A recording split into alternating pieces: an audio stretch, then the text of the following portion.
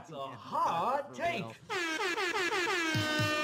Swinging around American flag, because that's what America's supposed to be. It's supposed to look like permanently chill. The insurance commercial has a fat ass, but like no personality. Yeah, I feel like sitting here and listening to this. No, god damn it. Isaac, New Noise is not the first fucking refused album. Rip Isaac a new one today. Do you know what I mean? Like...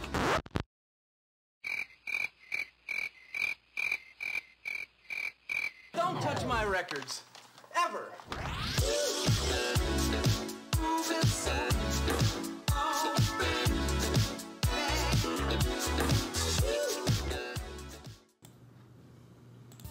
What's up, guys, and welcome to Hot Takes. Hello. That's Skeleton Lipstick, and I am Young Shiro. We want to thank all of you guys that are here for tuning in, and we want to, of course, recognize you guys, all of you guys that are regulars, for being here tonight. We got a really exciting, really special guest that we're bringing on tonight that many of y'all know. Again, please keep us in the loop on audio levels if anything doesn't sound good or needs to be turned up. Before we roll into today's selection of what Skelly's been listening to, I just want to remind everybody, if you like Hot Takes, tweet us, retweet, repost, invite your friends. We have unlimited spaces for additional Hot Takes homies. So try to share the love, try to spread the word, bring some friends in here every once in a while, and of course, sound off in the chat with your hot takes. Coming up, Dr. Chris, what Skelly's been listening to. I just want to give a little bit of attention to, a phenomenal artist who I think, often gets associated with visuals because he does phenomenal visuals. He does a lot of amazing analog work. For Oasis Records, he makes a lot of the Game Boy cartridge versions of the albums, such as the one for Be Careful that is, I believe is dropping relatively soon, and the Tupperwave release. But Min Curie, Min Curie, in addition to being a phenomenal visual artist, as we all know, he's a really, really talented producer. I really think everybody, if you haven't checked it out, should check out his album Holographic, which came out earlier this year. It's really, like, if you're into some like a mid-tempo sort of ambient trappy music, this is a really good album. It's absolutely full of some haunted sounding samples that are a bit melancholic and very personal sounding as well. And it's a wonderful album to sort of put on in the background and, drive late at night in the rain to, coming home late from somewhere when you're on the road by yourself. It's an interesting album. There's a lot of touching sentimental moments on it too. One song called You Don't Need Me, I put it on repeat quite often when I'm feeling melancholic, and it's outstanding. And Count Your Money is a absolute bop. And also, I remember that he sent his music to me, and I was deeply impressed by it. So I contributed vocals to a song called Lake House, a few vocals to that song too. No so way. check that one out too, actually. But it was on the strength of his production, and I look forward to everything he does. And I think if you like his visuals, check out his music too. Check out Holographic. It's a really great album. Very cool. I'm going to need you to slide me those track recommendations, especially the one with your vocals on them. Yeah, I will do that. Min Curie actually just wrapped up that Helios Online Festival last weekend. And in addition to that, he's also running, he's another one of those polymaths that does all kinds of different... Very skilled individual. And Helios Online, I don't know if you tuned in at all, it was a phenomenal, of course, Yovo's all killed. I didn't. I catched it on the replay, but I was not there for it live. Hey, some life happens, man. Yovozal, obviously, with luck, stole the show. Yovozal is man, that he's young too. Oh yeah, but, what really a phenomenal. Oh yeah, well that person's got. They're very interesting. They have a vision when they do things. Sometimes I feel like people are just putting shit together and just jamming, collaging things together in like a stream of consciousness sort of way, which is just absolutely fine and produces wonderful results. But Yovozal, right? That's how you say it. I think it's Yovozal, but. I would have to ask him. Yovozal is someone who there's a narrative going on when he does something. Like it seems like he has a vision first, and then translates it into how the best he can with his medium after. So very, very interesting person. Oh yeah, I very think he skilled. actually, for that Luxury Elite set, did he filmed a lot of that footage, right? Yeah. It was live dancers, and he filmed it and yeah. threw some shit over it, and it was eerie. Well, that's like ambitious as fuck, man. Like just to be like, I'm gonna do this. We're gonna get dancers. Like, I don't know, man. I really appreciate people who get ambitious. I wish I had the gumption and the dancers. resources, the luxury. Yeah, so that was the sickest set by a long shot. But of course, Windows 96 was there. A handful of other people. Hero. Yeah. I did that wave set with sleep patterns, visuals. So it was a great weekend, man. Yeah, looking forward to I think Daydream Deluxe. Doesn't he have a stream coming up soon? Yes. Oh, does he? Yeah, there is an Australian thing coming up. You're right. Oh yeah, that's gonna be good. Oh, yeah, here it is. It's Daydream Deluxe, his birthday bash. Oh, sick. And that's coming up December 3rd. December 3rd. And yeah, that looks pretty good too. That's got Dark Slum, Ducat Fiber's going to be there. Kawasaki. Hell yeah. Kawasaki I like as well. I put him down as another recommendation. He's got some pretty outstanding tracks he's been putting out recently. Yeah, Strawberry Station, Tupperwave, Vanitas, oh man, Zero. That's a stacked lineup. A lot of other people. Ducat, Melonade. I think our own I think CompuServe is involved, and I believe he's in chat. So hell yeah, I'll definitely be tuning into that if it's not in the middle of the night. There was was this the one I was looking at? Hold on, give me 1 second. There was another one I was looking at that was coming up. Oh, while he looks it up, guys, the intro picture, if Oh, any of y'all yeah. caught that, was by Will Wade. That's right. Shout out to homie Will Wade. Oh, Will Wade did that? Will Wade did the intro picture. Yeah, the Nice. pen and pixel artwork. Oh no, I knew that absolutely. I thought we were talking about the flyer for the. No, thing. sorry. Oh, you know what set looks really good? Who I'm interested to see how they continue to evolve as a producer is the artist Aiden Chick. Aiden Chick just did a song with Found that I really like a lot. And also shout out to Found. Man, that's another music record right there. Found, that person did they just take over the vocal world of future funk and vaporwave? Do you see how many collaborations they have? I have not heard this artist. Found? Found is done. Found. Okay. Phaun. I live under a rock. They basically, you gotta be kidding me. They have contributed vocals to so many different fucking artists at this point. Within like a year, I think they put vocals for so many different future funk and vaporwave artists. Maybe like 15. Off the top of my head, I believe I know there's a song with Mitro. I know there's a song with Discoholic. I know there's a song with Asian Chick. I know they have who else they have? I mean, I honestly should just put together a Spotify playlist with all their work, but they have like become the de facto vocalist for future funk and vaporwave producers when they need a top of the line like excellent singer. You know what I mean? Future funk too. I couldn't. Yeah, man, but definitely check out Found and all the collaborations they've been doing. I'm just like trying to like pull them up right now on Spotify. Yeah. I obviously I'm missing out. Thank you for the name drop. Yeah, ED. They have a combination with ED. You know the ED, and then also another one with Mayor No Tilde, and yeah, freaking crazy. And Ducat. Wow. Okay. Very much a future funker. Android Apartment, but they're a vocalist, and they just that's everyone. Yeah, a Discoholic. It's nuts. Oh, that's really interesting. Strawberry Station's got a song with them. Yeah. Wow. Wild. Oh, that's right. And Superflat, my buddy Superflat, also just put out a new EP, Virtual Rave, which is fantastic. And I believe Found contributes vocals on a song on that as well. Comes full circle. Anyway. Very cool. Wow. Just everybody check out Found. Just that person has the best vocals. If you need a vocalist and you want somebody who's like a serious vocalist and hits all the notes, just hit them up. Man, I need to listen better to the What's Skelly Listening To playlist, it seems. Tokyo Wanderer, that's right. They have a song with Tokyo Wanderer. What the heck? Tokyo Wanderer, not future funk, and I believe they make a strong note of saying that all the time. Interesting. Anyway. Very cool. You have a hot take? Yeah, I got something that makes me mad. Oh wow, they have a song with Vantage? Oh, that's right, Aloha. Oh, Aloha, Vantage. That's I love you, Aloha. Yeah, I know that song by that Found. Everything's Found did the collab with, but yeah, with Vantage too. Jesus fucking Christ. LMAO. I just want somebody that looks Found at is me the way everywhere. Skelly looks at Love that Superflat. person. Anyway, what's your hot take? Oh man, something that really just drives me crazy at live shows, in a live setting, right? You go to lots of live shows. You perform at them. You go to them.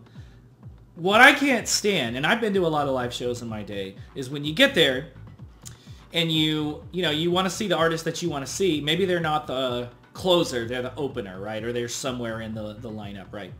And you really, really want to be like at that prime spot to enjoy the artist that you came to see. And you get up there and you're having a good time and they're not the headliner, but everybody is like riding the rails for the headliner and will not let you get up close to the front. Like they showed up hours early and they're there to see the headliner and they look back at you like all mad that you're jumping up and down and having a good time. I've had this happen at George Clanton. I've had this happen at Trues, where the people that come for the main act or whatever act all kinds of pissy when you're behind them, jumping up, down, having a good time, and they're there riding the rails, mad that you're having a good time. Yeah. Please tell me I'm not the only person that has experienced this. Yeah, man, it's just the politics of the crowd, right? You never can really tell how they're going to be when you go see a show. Sometimes it's a really good crowd. Sometimes it's full of curmudgeon-y folks. Man. And honestly, if they're that curmudgeon-y, maybe they should just go watch footage of it on YouTube instead of actually going out to the show. You know what I mean? Show's an interactive experience. It's meant for community. And if they're that distracted by somebody having a good time, then what the fuck, right? Like, I don't understand. I get that, like, you showed up early to see the artist that you wanted to see, but don't act all booty hurt when somebody else is, like, right behind you wanting to be in your space and they're having a good time at not the artist that you wanted to see. Like, I don't get how people can go to those shows and just exude that kind of, like, pitiful energy. So don't do that. If you're tuned in, don't do that. Yeah, I mean, hey, that's their problem, not yours at the end of the day. And that's what I got. I'm glad you agree. I kind of want to see what Groovy Kaiju has to say about that. What do you think? Absolutely. Should bring on the homie Groovy Kaiju. All right, go ahead and unmute yourself, buddy. What's up? What up? Yo! Yo, what up? Oh, how you doing, buddy? I'm doing alright. I'm big chilling. I'm in my closet. Bruh. I'm staying in here. Yep. Hell yeah. Wow. Yeah. Well, we're I've been super walking glad around that with you're my here, studio dog. thing. We've been wanting to have Yeah, you on thank Hot you. Takes for a long time, dude. I've been wanting to go on Hot Takes for a long time. This is like my favorite Yeah, bro. thing. Oh, dude, you're too kind. You actually, for anybody who is here for the first time or who like doesn't tune in a lot, we're happy you're here. Groovy Kaiju here actually featured us on the intro song of his newest album. Oh, I know. I was dying laughing when I heard how the conversation that my voice was cut into. Oh, man. Cracking the fuck up. I didn't see that coming. And I didn't actually, even when I listened to the album, which, by the way, is so much fun. You know what I mean? Thank you. I Yeah. had All day and all I had night. the privilege of being able to listen to a few tracks before it was even released from Groovy and whatever we're gonna go back and forth with dressing up. And I just remember just hearing the tracks he was putting out, being like, "Oh man, this is gonna be so fun! I can't wait till he releases it." I love that. Right. He's added a little bit of vocals on a couple songs because honestly, it's just a little bit of spice. Try something different, do something fun. It Right. just sort of reinforces the wonderful, charming personality of the producer and the music itself when you try different things and it's playful, you know what I mean? And that's actually how I would describe the album too. It's just very playful. And that is, in my opinion, one of the most important Absolutely. energies to infuse into an album that's supposed to make you move a little bit, yeah? Like, being playful. And honestly, almost with any music in general, I think I think that elevates it. So loved that track, loved the whole album. I didn't know where the vocal, Aaron had told me that there'd be some vocal samples on it. I didn't know when it was going to happen. I was cracking up when I heard where it came. Caught me totally off guard. I loved it. It was so fun. Funny as fuck.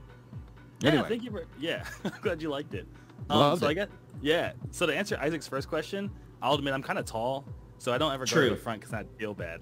Oh, you're an angel without wings. Yeah, you're like 6'2", right? Yeah, I'm 6'2". The homie's pretty tall. Huge.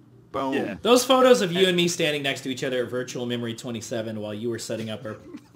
Because you were up there for like 20 minutes. So it's just like, hey, what's up, bro? High five. Totally. And then all the nice words about the album, thank you very much. I totally Of course. agree with you of things being playful. And I think Moo by Doja Cat really infused that. And that music isn't supposed to just make you feel like, oh, cool or serious or sad. You can have playful emotions in these things. Like, you know, kind of like the meme culture of it is that sometimes music needs to make you laugh. It's an emotion you feel. And certain songs accomplish that. And I think at a certain point, at the end of the day, music is here to make you feel something. And as long as you're feeling something in the end, and sometimes with playfulness, no, I think you did the job right. And that really translates into your live shows too. Like, if you haven't seen him live yet, Chris, this guy's like usually emceeing between tracks. Oh, it's great, dude. He has like a ridiculous energy. He's got this smile that just will not go away the whole time he's playing. And he'll stop and talk between his tracks and like introduce them and shit. It's really fun. Awesome. Yeah, no, you just had the opportunity to. I just saw that you know. There was an opportunity for the Virtual Memory and the T-Chill NorCal to do that show together recently with you know, my dear treasured co-manager, extremely talented co-manager, Terminally Chill co-manager, Fantacat, who I know is in the chat right now. Who is in chat? Shout out Fantacat. Shout out to the brilliant Fantacat. And I saw that footage on Instagram. It looked like so much fun. What a nice time. How you're like a resident for those shows now, huh? You're like all of them now, yes? How did you get involved with Pacific Plaza and doing the Virtual Memory stuff? I want to hear this too. You're now one of the residents for it. Yeah, definitely. So I'll first also echo Fantacat is amazing. Shout out them. Their set honestly blew me away. It was just I knew they were good, but to see it in person, I was like, mind exploded. I was like, I couldn't even imagine how good they, you know what I mean? Like they were just that good. I couldn't even like imagine how good they were. Fans is awesome. Yeah. But to your point, yeah. So the way I got involved with Virtual Memory is so I'd made a ton of future funk back in 2014, 2016. Cool. And then I started focusing on my career, other little things here and there on like the future funk scene that I was like meh about. So I just kind of like slowed it down a little bit. And then a few friends of mine like just stuck me at like 4 in the morning. I'm like, dude, you know your song has like near 1 million views now, right? And I'm like, yeah, you know, just music. And they're like, no, you need to make more music. That's a lot of views. And I was like, you know, it's just music. And they're like, no, you need to make more music. Like you have to. Like we won't let you leave our house until you agree to make more music. Damn. And I was like, so I was there for like 4 hours explaining all my, you know, responsibilities as an adult and stuff. And they're like, that's nice, but people want you to make more music. You know what I mean? So eventually after they convinced me to go make more music, I was scrolling through Reddit and I had seen that Virtual Memory was playing a show, like the first one ever. And I was like, no way. I tried to play so many shows back in 2015, 2016. They all flopped. Like even just, I have horror stories of like playing shows back then. So I was like, I got to message them. And, you know, now that I'm going to try to do music again, let me message them like immediately to see what's going on.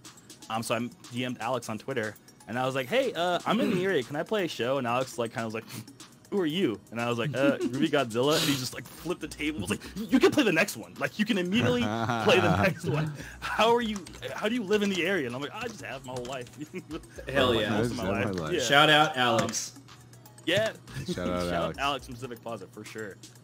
So I played the first one. It went great. They were like, wow, you like know how to play live. And I was like, yeah, I tried to do it in 2015, but it flopped. But I had all the technical ability already. Hell yeah. So then we just agreed to start working together. And then I played a couple more. And then during quarantine, you know, we all went URL. And I just started submitting sets for everyone because my live setup was already so nailed down that like, it was like, yeah, you mean record a set? Yeah, sure, I'll do it in like an hour. And I just, you know, go so on and so forth. Sometimes I messed up, re-record, but no more than like 2 hours at times. And then Abel handled all the amazing visuals, so it was just, can I play a set? And I was like, yeah. So I'd send those out, and then because of quarantine, we just did so many together. When we came back to IRL, they were like, yo, you want to just do most of them? And I was like, yeah, sure, I'll be a resident. And then here we are, just working with them, being involved with the little gang we got. And it's been a lot of fun. It's a great little gang too, man. Yeah, I'm so flattered that I got to finally meet everybody.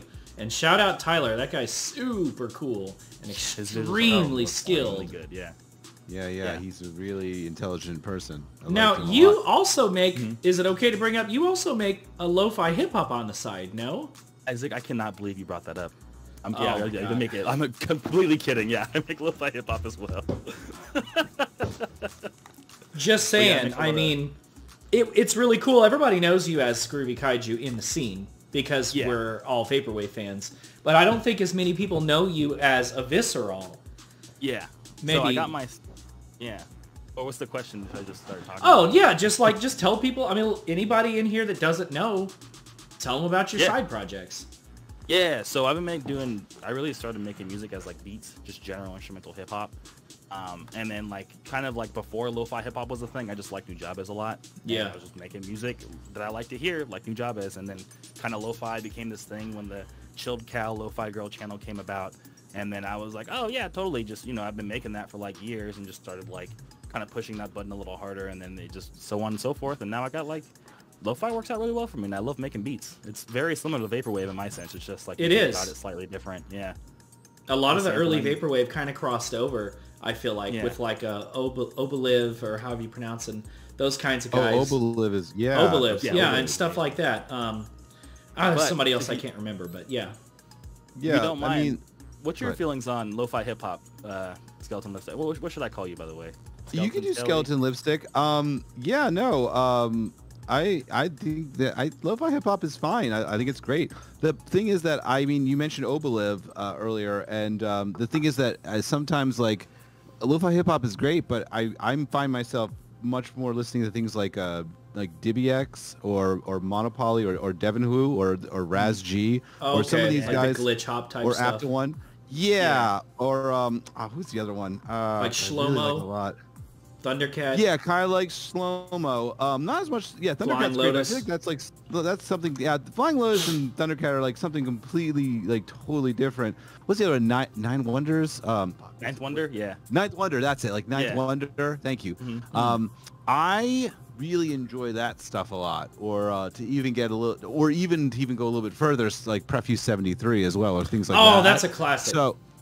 So, like One Word Extinguisher. So I always would listen to the lo-fi hip hop stuff, which is phenomenal, which I still like a lot, but I just am like, well, I don't know. I kind of like these guys with their SB, 404s that make the beats with, because it's like very like, I don't know. It seems, that there's like a little bit more error in that music, which gives it a little bit more of a Yeah, I really like lo-fi hip hop a lot, but I think that at some point the lo-fi hip hop is you gotta like let's really, I don't know, let's mix it up a little bit and do some like crazy shit like those guys do.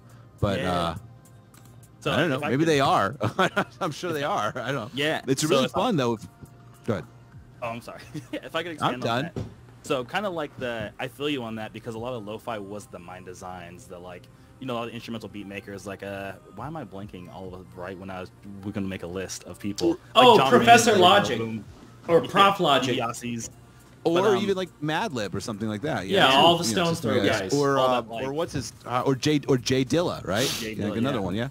Yeah, so all those like vinyl sampled, like low fidelity artists really were like the lo-fi hip hop, and then kind of Chilled Cow came around, which is like an amazing, just like the smooth jazz of our generation just took over the world by storm and kind of like stole the label from them almost. So I call it more like low-end hip-hop now, because it sounds a lot that low-end theory sound of what used to happen down in LA on the low-end theory festival. It does sound like that a lot. Like, I could see, like, it almost sounds, you mean like instrumentals for Tribe Called Quest, you know what I mean? Like, yeah, exactly. For sure. But to your sense of like lo-fi hip-hop, maybe not being as interesting, I think the interestingness is in a different place. It's not like as technical, like what you hear. It's more in the little details. Yeah, the sound palette. Kind of like lo-fi house. You can listen to a whole song and be like, well, nothing really happened in this song, but it's all in the sound texture and like the font and everything. Yeah, so it's not as obvious, but like definitely there's a lot of like technical stuff going on in there. In fact, I would even say a lot of my mixing has improved from making more lo-fi and really nailing down. I could see that. And like how I like absolutely mix that with like normal instruments. Vaporwave. So yeah. And that's kind of a genre that's popping right now. Correct me if I'm wrong, but that's a profitable genre to be involved in, at least. Because Spotify is like really liking lo-fi hip hop right now. Yeah, so I mean, it depends how you make your money in music. True. Spotify, lo-fi is super popping off, but there's different like marketing strategies and stuff you can try. Right. True. Where like if you're selling albums, let's say, or like physical merch, lo-fi doesn't really sell because it's more of a passive genre. People very listen to lo-fi. Good point. Yeah. Aviscerall or top of beats. Yeah. Such an interesting way of a point to make. Yeah, that's very they just want to throw a playlist on Spotify. I don't remember many. Yeah, like off the top of my head, like I don't remember a lot of lo-fi hip hop artists, but I've definitely listened to a lot, and I listened to a lot of the songs over and over again, but I can't. You're right. The merch thing is an interesting way of putting it. Good point. Yeah. So like it's so built for like to be in a playlist with many other artists. Huh. Yeah. Yeah, in some sense, I mean, there's definitely beauty in that, and at the same time, there's also like, it's like one of those things where it's like, kind of like when you make a movie, there's so many people that are involved, and it's like, are you okay with being like on the credits at the bottom? Maybe. Right. You know what I mean? So yeah. Well, so how people like to make their art. Fascinating. I'm certain that just like every genre, there's probably like, young up and coming players that are revolutionizing the sound. And then there's probably like very well known, honestly kind of overrated big names in the scene. Yeah. What would, like, if you had to describe what the overrated lo-fi hip hop sounds like, you don't have to drop any names, but like, yeah, what is a sound that you would like to hear less of? So I think this is maybe just very personal opinion, but I like more upbeat lo-fi. I want lo-fi, like some people like to sleep to lo-fi. I like, because I make it, I like to enjoy it. I don't like to listen to it and like fall asleep like, I wanted to listen to the song, I'm sleeping. Right, now. true. You know what I mean? Good point. So I think some of like the really slow, like 50 BPM, just more ambience with like, you hear a kick once every like 1 second. That right. stuff kind of like isn't my favorite. I see. Yeah. So I think that's a little overrated, but it gets tons of streams because people fall asleep to it, and when you're sleeping, you're streaming. So you got a good point. Yeah. Can I ask, how did you get into production in the first place? Like what? Actually, first things first. How did you? Let's start with that. Then I got other questions afterwards. How did you get into music production? Definitely. So I skate a lot, like a lot of skateboarding. Nice. Hell yeah. My buddies would skate with me, and we'd all just be walking between skate spots, and they'd all like spit freestyles and rap. And then they were like, damn, we need some beats. And I was like, well, I'm good with computers, so I could like try to make beats. And then my buddy's dad, he was in IT. His name's Ken. And he just downloaded FL Studio for me and was like, yo, here you go, just play around with it. And then just started playing around with it. And then was it like a decade and 2 years later, here we are. So yeah, but I was really inspired by Odd Future Wolfgang. That's the thing. Oh hell yeah! The creator and the original crew, kill them all. Because if you listen to like original stuff, it sounds like really bad quality. Like it's just like you could tell they made it in someone's closet at like 3 in the morning and they just didn't care. And like, but at the same time, it was so dope. And it was that like level of like, oh wow, you can make music that sounds like very bad, but it's also super dope. That was like, I could try that. And that's what really sparked it. Very DIY. So that was like a window for you right there to be like, oh, you know what? Not everything has to sound like it was, like produced in $1 million studio ready for the radio. Right. Exactly. And if you can't do that, there's other ways to create sounds and ideas that are going to sound really fucking cool. You don't have to do it the way that you're taught constantly just because pop culture says it is. Yeah, 1,000%. That's it. I was talking to Feats about that when Feats was in Vegas recently. that way too. And we were talking about Xavier Wolf, and some of Xavier Wolf's production is really, really good, and some of it is just like, dog, like what mic are you using, bro? But people still eat it up. I mean, you see the Raider Clan stickers all over the place. At least out on the West Coast, you do. Yeah. So yeah, I guess the production. Hi-fi production doesn't always equate to high quality. I think that a lot of people who get into, producing, in a subculture of any kind or making music in a subculture of any kind, it's because maybe, initially, obviously we enter this world and we just hear what gets played for us on the radio or what gets played for us on television or in films or whatever. And, you hear all these things and you're like, oh, I guess this is like what music sounds like. It's cool, but like it still doesn't quite feel like me because I'm thinking outside the box just in general in life. And then everybody has like an artist they hear, I think eventually, that's a different kind of artist than what they're used to hearing all the time, and they're doing music in a different way that still sounds dope. You know what I mean? That still sounds inspiring, specifically to them. You know what I mean? And that's like the first time that they're like, there's a different way to do this, and I don't know, this feels more like me, and I feel like I could do something too like this. You know what I mean? Because I can't do what I keep hearing all the time in the pop culture world, and I don't even particularly like it that much at the end of the day. But wow, there's a different way to do this, and now I've seen it. And I had those artists too, I think that every producer or musician who is in the subculture has like an artist, like the first artist they heard that was something different, that wasn't like so polished, and now that they're like, there's another world out there, I want to do that too. You know what I mean? Yeah, 1000%. I agree. Totally. Quiz actually has a really cool comment. He says, it's funny because being a metal/punk guy, I've been turning my nose up at clean production for years, but now I'm coming back around to it. So, especially those of us that are into vaporwave, there's a little charm in that shitty production, right? Course, dude, yeah, of course. But no, listen, we always are going to come back to things that are really well produced or really professionally done. I mean, you're still going to be interested in it, but like, right. You're not going to just, I think most people don't just hear the thing that gives them a window into making the sort of stuff that they want to make and then completely eschew anything else but that sort of like world. You know what I mean? So I think, yeah, of course we all come back around to listening to those things. I think just for the initial dose of when we hear the different thing, we dive right into the different thing, we grow from it, we feel more confident, and then we can start going around and listening to everything else and appreciating everything else instead of feeling suffocated by it. Anyway. Damn. Definitely. Deep. Definitely. Yeah. All right, Groovy. I want to play a little game with you. I want you to tell me what your favorite. I want to play a game, and I want you to tell me who your favorite act or artist of all time is. Oh, it's my buddy Zero. No, it's weird to say my friend, but yeah, my buddy Zero. He's a rapper based out of Long Beach. Hell yeah. And what's it called? Yeah, he used to just pretty much do a bunch of mixtapes over these Low End Theory type beats. He has all the Flying Lotus stuff. Oh, damn. His lyrics are really introspective, and what I love about them, and it's always just been something about me, is that they sound very coming of age, like your Scott Pilgrims, your Baby Drivers, those movies that very cool. human That's progression. Awesome. So he just had a lot of interesting, very philosophical type of raps and stuff on top of beats again that would inspire me with all these really pretty textures and your Devin Who's and all that on top of you could see them progress philosophically throughout their music, and it's just it's super dope. And even to this day, they're still making stuff that's just just very introspective. That if you catch the rhymes, you're like, oh wow, that was dope. Now, is it spelled Zeroh? Yeah, that's Zero. Oh, yeah. I was really hoping you would shout out a little known artist or producer.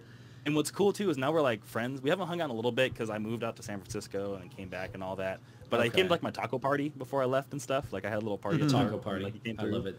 Yeah, nice. He's the funniest guy too. He's hella funny. Hell yeah. Well, we got to switch it up a little bit. I was really, really hoping that you would shout out a lesser known act at some point because you're a man of the people. But I need you to pick somebody that you can punch up a little bit. What do you mean? Someone bigger? So yeah. Who is somebody that is not a friend that you would say that you really, really like a lot? Because I need to know. The question is what is your favorite act's most overrated song? And I don't need you to tell me what Zero's most overrated song is. That's kind of mean. Yeah. So punch up a little bit.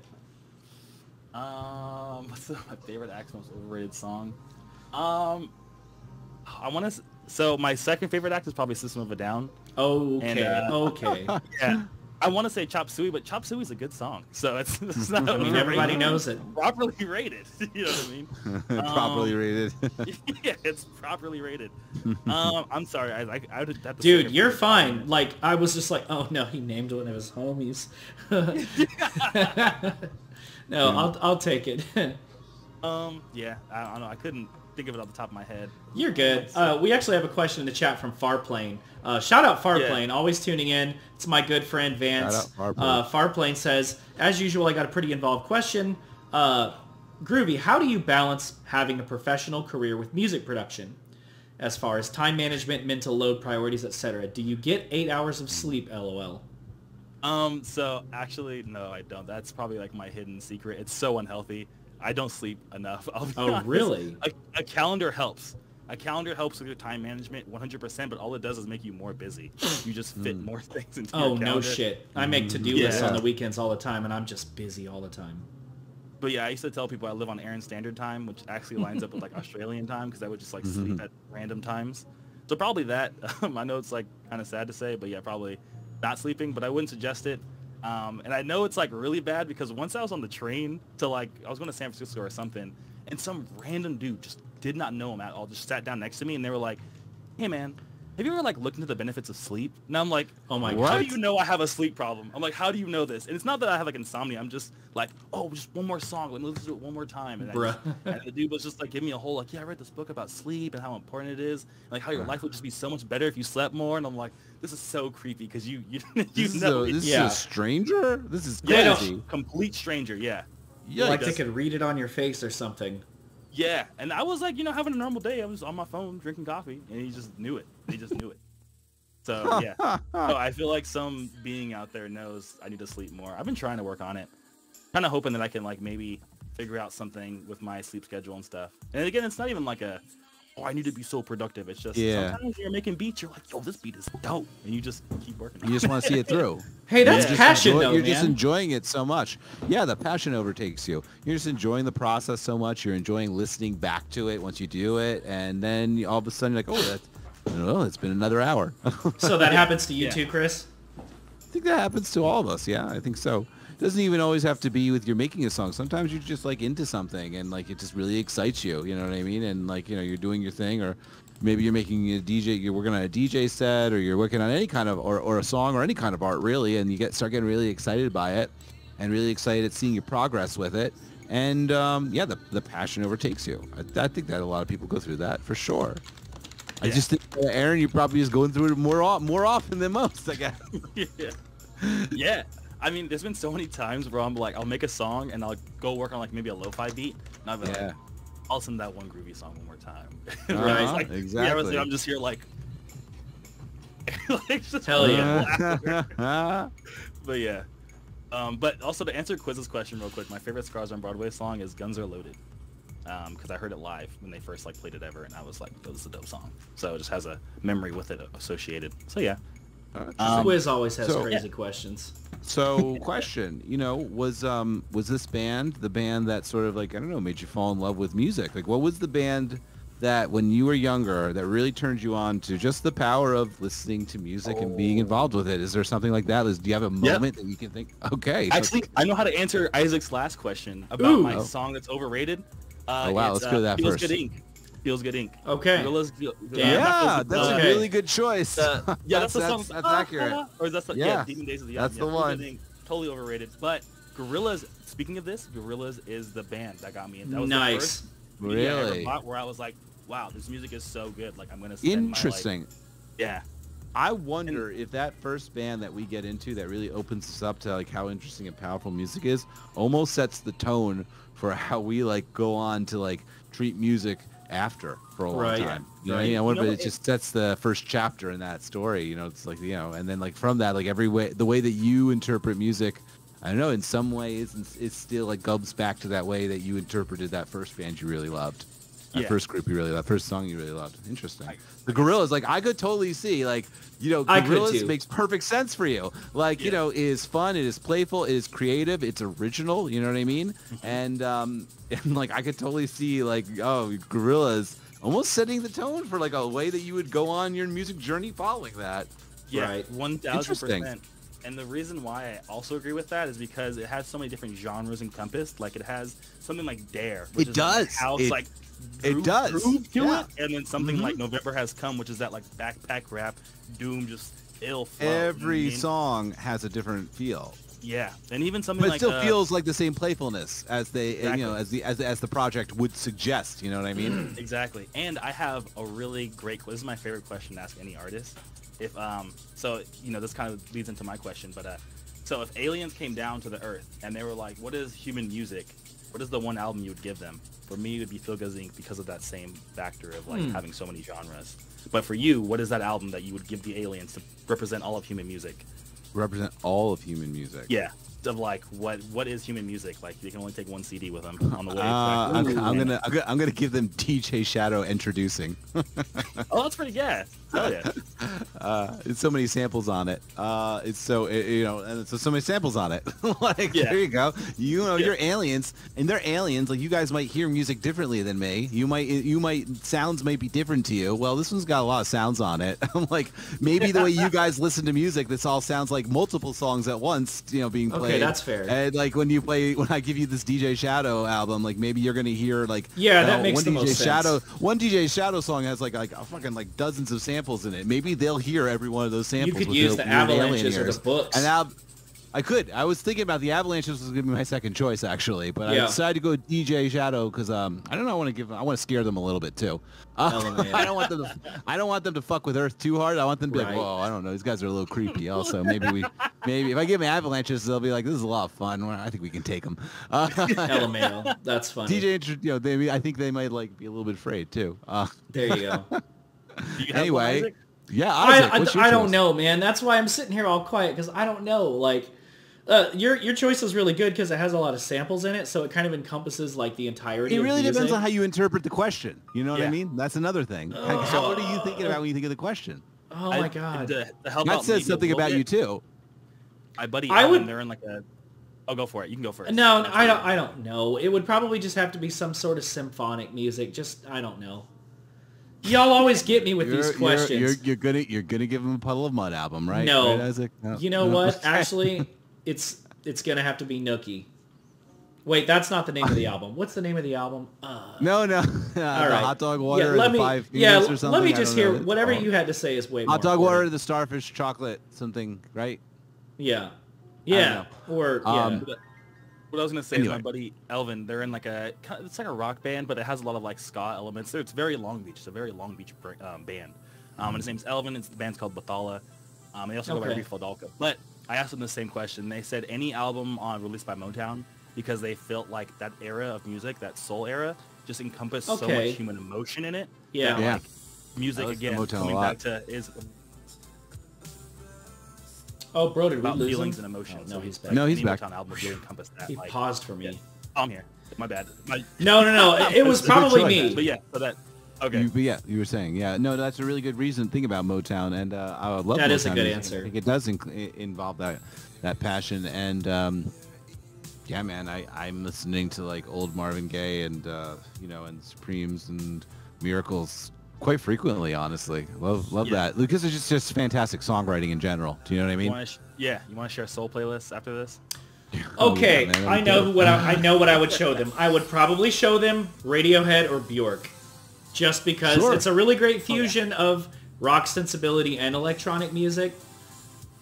I don't know. I think that's an extremely acceptable choice, sir. I mean, I don't think anyone's going to argue with that one. Fine with me. Yeah, good. I think, All right. Well, anyway, so I want to go back to, so you heard Gorillaz, you saw the visual component to it, you've experienced the playfulness, and you're like, oh, and that like really made you start really getting into music, huh?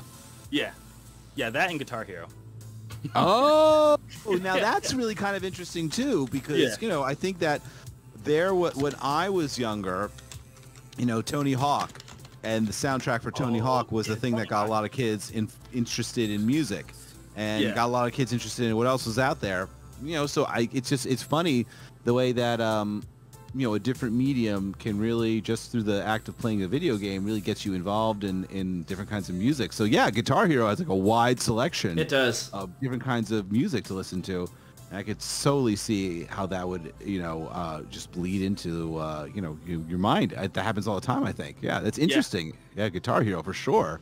Yeah, Guitar Hero, Parappa the Rapper, all those other kind of like musical games.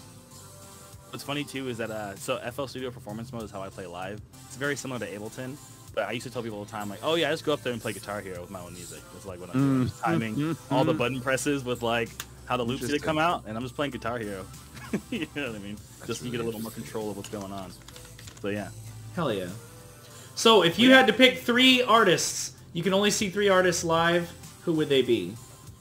Only in the world? Yeah, it doesn't matter if they're dead or alive. Top 3 artists you want to see live.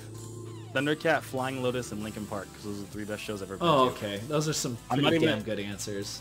Yeah, and Linkin Park, I'm not a huge fan, but they know how to put on a show. They can throw it. Honestly, I know nu metal is controversial, but Linkin Park, they did it best. I swear to God. Like, I know. Look, Korn, I can't really get with Limp Bizkit. I know I made a joke about it. I don't know. But Linkin Park is just timeless. Right. No love for Linkin Park even, Chris? I don't even give my opinion on these things anymore. I'm not trying to hurt anybody's feelings. Nobody's feelings are going to get hurt. It's just opinions. I just no, I can't. I don't like any of that shit. I can't stand. Okay, so there's a picture of you as a really young kid with a 9 Inch Nails hat on. Was that what got? 9 Inch Nails is... So was that what started it for you? Yeah. Yes. Yes. Correct. Okay. Well, because I remember like even the 90s, alternative music and let me tell you, I love that music, but it was guitar driven. It was Nirvana, it was Smashing Pumpkins. These are all bands I love a lot, I'm saying right now, but it was just funny to see all these bands that were clearly guitar based and like whether it be Soundgarden, Nirvana, or Smashing Pumpkins, and then like every other band after those ones copying those ones in some way, you know what I mean? And then all of a sudden it's like, and 9 Inch Nails. And I'm like, well, what the fuck? How does that fit in with whatever alternative music is supposed to be? Because that doesn't sound like any of these other bands that you listed, and it's just as popular. And I don't know, something about the fact that was really, really like nothing else sounded like it. Right. And nothing else really does at the time, particularly that album and the stuff he did before it. And there was just a lot of sound experimentation, a lot of different textures going on there that wasn't anywhere else. And a lot of like really interesting, authentic imagery. It wasn't just like shock value stuff or goofy shit. Like this was like high art. That video for like Closer. That's fucking high art, man. It's creepy. It's strange. It's interesting. It's haunting. And it's not even, but it's abstract. It's nothing like silly about it. There's nothing like there's no like purposeful theatrics to it. It's just like straight up like very interesting, unique art.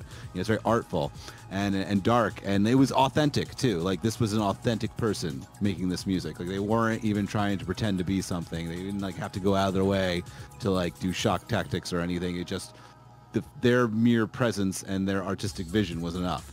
And yeah, man, it was and it was done by one person. Like that was the other thing too. I remember I bought the album. It's like 9 Inch Nails is Trent Reznor. And I'm like, oh fuck. I'm like, I don't have to get a band together. Like that's great. I didn't know I could make even more interesting sounds that way, and I could be in control of it. That set the tone for a lot of things for me afterwards, for sure. And it continues to. And he's still fucking awesome. And Trent Reznor's still fucking cool as shit, man. He just did a song with Tobacco. Like, give me a break. Like that guy when he goes on tour.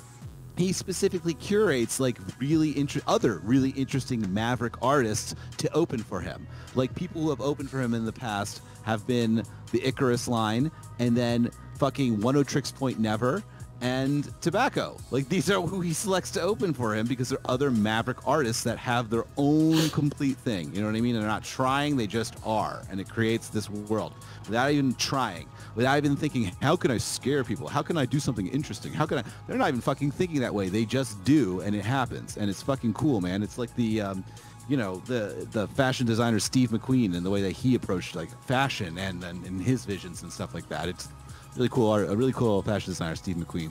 Anyway, okay, did I answer the question? Aaron, Quiz has another great question. Quiz wants to know what your go-to karaoke song is. Yeah, so I read it. It's Every Time by Boy Pablo. Oh, okay. Nice choice. Cool. Yeah. That's so cool. I would love to have a karaoke kickback with the homie. Yeah, so actually, I need to do karaoke more. Frank told me that they learned how to sing from doing karaoke. And I feel like I did something similar because I had a long commute when I was working at Google back in the day where I would just like sing soul songs in my car because I got nothing else to do for like 45 minutes. And then I realized I want to do vocals on my next project when I started harmonizing on that song. I was like, ooh, am I Hell yeah. Oh, wow. And then, yeah.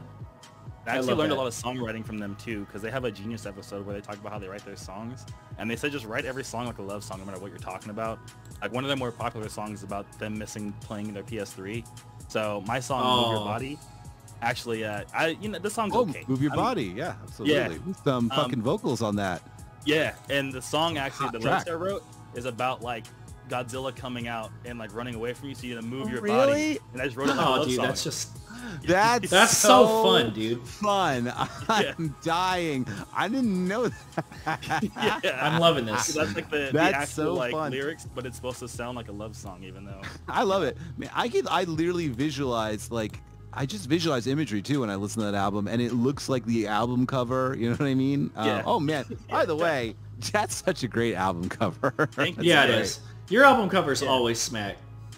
Thank you. Who does your art again? Can you? Who does the art again for you?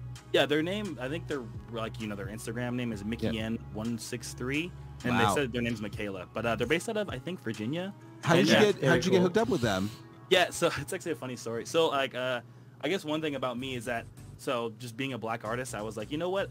One thing that was trippy is that I started like, I played my show in Pocari Sweat like a while ago. Hell yeah. And like the, bands that showed up were just happened to be these two dudes that like were also black, and I was like, Nice. like, whoa, like, there's other, like I unintentionally made music for people like me, you know what I mean? Even though I make music for myself, and then you attract people like you, and I very cool. Like, what? We're like, like, that's so cool.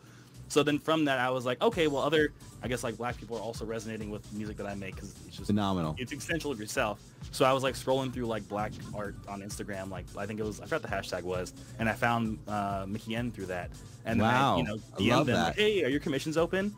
And then, or no, I checked to see if the commissions are open, and they weren't. And I was like, oh, it's a bummer. Yeah. But I still followed them. And then they DM'd me the next day like, oh my God, you're Groovy Godzilla. I love your music. I can't believe you followed me. That's awesome. Like, I wanted to ask you to do an album cover, and they were like, of course I want to do an album cover. Oh, that's so I was great. Like, oh, hell yeah. Oh, they knocked it out of the Amazing. park, too. Oh, they Yeah. did. And I think that's, and like on another note, I think that you're really inspiring a lot of people who maybe didn't, who are really into vaporwave or future funk or into other weird subgenre music that are people of color. And they might be like, they're like, oh, wow, like, it's okay. It's okay for me to like all this and to be involved in this and to have a voice here. You know what I mean? There's room for me to have a voice here, and it's encouraged. And like, look at him. That's fucking awesome. And he's so much fun, so comfortable out there. Yeah. I can be comfortable too. You know what I mean? I think it's, I don't know. I think you're doing a lot I of good really in hope that you're without inspiring even fucking vaporwave artists to trying. play more shows, because recently there's been some vaporwave artists that are really popular that packed out a stadium. You were there, and it's like, why are so many of my friends not playing shows? Is it because there's no movement in the area where they live? Is it because they're shy? Is it because they're not hard. confident? Bro, like, I know that you everybody should learn how to use CDJs and stuff. But like, I've seen people play where they literally just like banged out a beat, like really well-known artists. I know. I say learn to play CDJs, but that comes later. I'm mostly giving you a hard time. What comes first is getting yourself out even there. if you just play your something. music and dance, like getting yourself out there and doing things is step get- one. And then the elevation of your abilities to perform is step two. You got to start somewhere. And then like being compatible in multiple different ways for multiple different things. You know what I mean? And that comes later. That comes way later. I would love to see more of my friends on stage, because like I've seen your stage presence. It's lots of fun, both of you guys. But Definitely. Well, go ahead. I'm sorry. Go for No, Aaron, you go. You go. I was gonna say, so to your point, the reason why I put myself on the Still Groovy album cover was because I wanted people to know, I'm like, hey, this is what I look like. Like, I love that this picture. is the context so of the music fucking this cool. is coming from. Amazing. Plus, I was in Japan. It was just the perfect picture. I was like, this has to be an album cover. That's so good. Love it. And then to Isaac's point, I think it's a bit of a, so from my experiences, again, of like flopping shows, a lot of it's marketing, and like music marketing is not easy. It's like, it's easy once you understand it, but to understand it and to be good at it is like a whole different ball game. It is like, no one just, I think, there's courses out there that I highly recommend and stuff, but yeah, it's definitely a, it's kind of like it's like trying to cook without the recipe, you know what I mean? Like, you got to learn some recipes first before you can like actually start cooking, you know what I mean? For real. But if you're just like kind of like I see like, this is what X, chef does, I'm just gonna try to do what he does, like, you would never understand why he's doing that. You know what I mean? So that's like a really good point. Yeah, so I think shows are like really hard, especially because like if you think about it, like I guess just as a quick marketing quick lesson, someone buying your album, it's like $15, or let's say even like a digital album's like $8. How much does it cost to go to a show? You have to buy the gas, you have to convince a friend, you have to drive there, you have to be there, sacrifice whatever you're gonna do that night, probably gonna buy merch there, you have to buy the ticket, and you have to drive all the way back home. That adds up easily to like 10 times the value of just like listening or streaming an album, you know what I mean? So like, to convert someone from like just a fan to like a fan who will show up to your shows is like a whole ball game. It's like 10 times harder because it costs 10 times the money realistically for that. People are lazy, man. Like I am too. Yeah. I get it. Yeah. I'm sure y'all like, you have to really like an artist to like, go to a show. You know what I mean? Yeah, they can be a fan of you, but they're a fan of a lot of things. And maybe they already went to 2 other shows that month. Yeah. Or, you know what I mean? And like now they're tired and they're like, well, I guess I'll miss this one. You know, I went to go see another artist. You know, we listen to so much music. It is hard, particularly if you're smaller or a more subculture artist, you know, to get people to come out. And also, you know, you made such a really salient point about like, well, you know, you could see, you know, you never know, like the way they make their food or the way they do their thing or the way they've made their success is not going to work. You know, you can't copy them completely. It's not going to work. You got to do it. You have to figure it out yourself. What works for you, you know. But you know, it's really hard. It's really hard out there, and it's really difficult to, you know, even like if you're an artist to even figure out where to start. You know, you're like you don't even know where to start, and you know, I know we had a big show pretty recently, right? But we had that big show because there was already Young Bay has already been out there doing it for a long time and perfecting it, and also elevating himself in the ranks of where he's playing festivals with EDM artists. So now he's going up against those people who really know how to put together like a visual performance too. You know what I mean? And really know how to get an entire group of people moving at festivals. So like Young Bay had to do this for like 3-4 years straight, and more than a decade. His first album came out 2014. So. Oh no, I mean with his live stuff, of course, more than a decade with the production. But I'm talking about like the first time he went out and started playing live. You know, it was going to be just like a DJ set, and there wouldn't be visuals, and it would be kind of like, you know, he has a lot of charm, a lot of stage presence, but it wasn't perfected yet. You know what I mean? Like, and then he had to continue to do it, collab with artists, get bigger record deals. Get bigger record deals, start working on the visuals to match to the beats, start looking at bigger audiences and how they move, and start looking at other big DJs who are maybe EDM that don't even exactly do what you do, but trying to do something that's similar to what they do, you know, like, and then he got really popular. And so like after he got really popular, right, that's when the other people were like, oh, all right, well, now it's safe for us to go on stage. And these were artists who were very popular, like Vantage or Macross, right? Who also played at that, right? And who was the other one that played? Somebody else really Night good played, right? Night Tempo? Was it Night yeah. Tempo? Oh, Night Tempo's pretty fucking phenomenal, actually. But like, I don't really know how often Vantage has played live. I don't think Macross has played live that often, right? And it wasn't until you had a huge artist, you know, right, an artist who's very popular too, like do all the work first to curate a spectacle, and then I feel like it was like safe for them to go and join up too, because, you know, like, well, you know, we're pretty popular too, we have a lot of fans, but now we can play because Young Bay has done all this work to pave a giant wave for us, in my opinion. And honestly, I don't know, how was the show? How was it? I think so I 1000% agree with you. I think this is monumental, and I'm really happy they pulled it off. That being said, I'd give this show like a 6.5 out of 10. Yes. Okay. And I don't want to sound... Hey, this is hot takes, man. Lay it on me. I so don't want to sound cocky, but like the big thing that like really got me is like the visuals. It was just a logo the whole time. And I saw that, very and that frustrating kind of fucking like, pissed me off. Yeah, because I'm like, there's All Hell Breaks Loose is literally, he plays venues like that all the time. Like, have you not been on Twitter and seen his visuals from everyone else? This is what I'm saying. Well, like, I Chief really Leaf killed Flamingo. Chief like, Leaf, All Hell Breaks Loose, Yovo's All, Nano Shrine, Data Girl. They're so skilled. It means that they don't. Well, I mean, with the, you know, Young Bay knows how to perform. Young Bay knows how to put together a DJ set that will move people. And just because you're extremely popular artist and, you know, very well received and have made an amazing producer doesn't exactly mean that you know what to do for live shows. You know, you get a fucking visualist. You got sold out shows. You know what I mean? Fucking pressure's on, man. Like, get the visualist. Make sure your set moves people seriously. You know what I mean? Do it like, you know, do your homework. Why we have great visualists. Like, yeah, I would have loved to see All Hell Breaks Loose get like hired by somebody. You know what I mean? We actually had a super cool anonymous response in our Google form that said something about visualists, actually. The response says, music, music, music. There's more to the scene than music. When are you going to invite more aesthetic guests like Lunitas, Sleep Pattern, Ming, or Empress? And I feel that on a spiritual level because the visualists absolutely are just as skilled and just as important and should be paid just as well as the musicians. Alex makes a good point that it's true. It's industry stuff. You can't upstage the headliner. And that is true, particularly at dance party. He's not wrong. And that's true, particularly at like dance party, typical dance party EDM shows. Like they like drop the volume very low for the openers and stuff like that. But most of the time with those things, it's usually like a local act that they have that's opening for them, and it's like the one big act. But I've gone to shows where it's been like, for EDM shows where they've had like Set the Sky and San Holo all playing at the same time, and they fucking let Set the Sky fucking do all kinds of crazy shit too.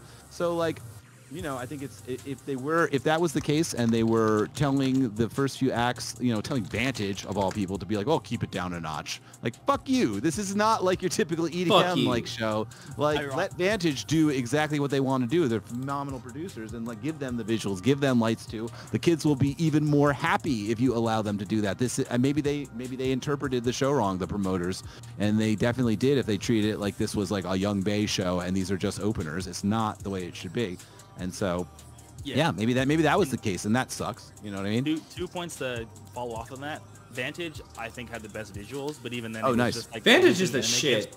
With his logo, they're all the shit. Like, they're phenomenal producers. I really like Vantage, man. I don't know, personal favorite. Yeah, are you kidding me? Snow Dream is amazing. The whole that whole album is amazing. It's so fucking crisply produced. It boggles my mind. You can see why this is like a top artist, in my opinion. Anyway. Yeah, so Vantage, I think, had the best visuals, but even then it was just looping anime GIFs with like their logo. So another case of like, I like those visuals, but I mean, come on, dude. Like, I could Google image search as well. Yeah. LMAO. Is that what it? Yeah. But again, I loved his set was probably one of the best. Nice. And then another point I was gonna make is the volume thing. I think that might have been at play. I don't know. Maybe it's just because, you know, there was the loudness wars, but I'm the type of person that, again, bad for my health. I will not wear earplugs because I want to hear music. I want to come out of the show like, hey, what? You know right. what I mean?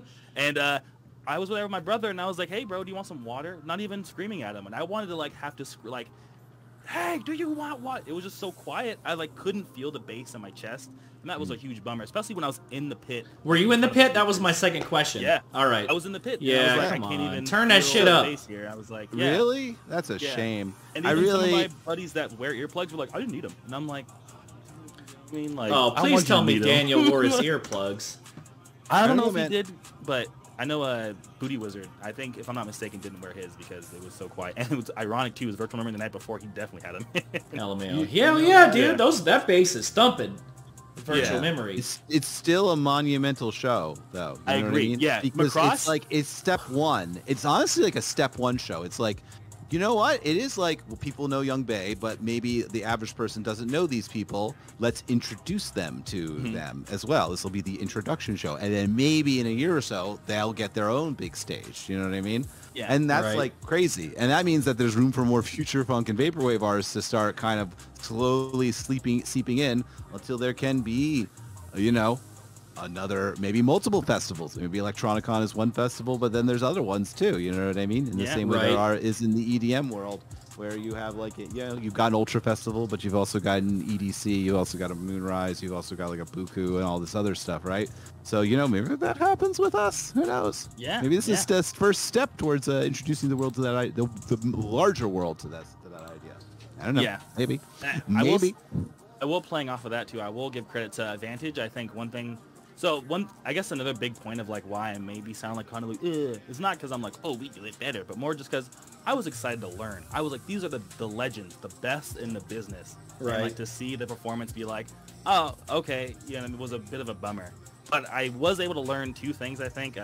One from Vantage, I didn't realize how much stage presence you can have by just enjoying your own music. Like they had like the funniest like head bop, but like you can tell like the music, it was in his body. You know what I mean? It's just something about him, not even though he didn't do a lot of movement, you could just tell like, oh, this is amazing. Like I love the music as much as he does. You know what I mean? And another point is that Macross taught me. So I just did a show recently with the DA10 Association in Arizona, and as I was flying there, I was like, man, I didn't really think about like I'm gonna be in a different state. Like, what do I do to make it more local?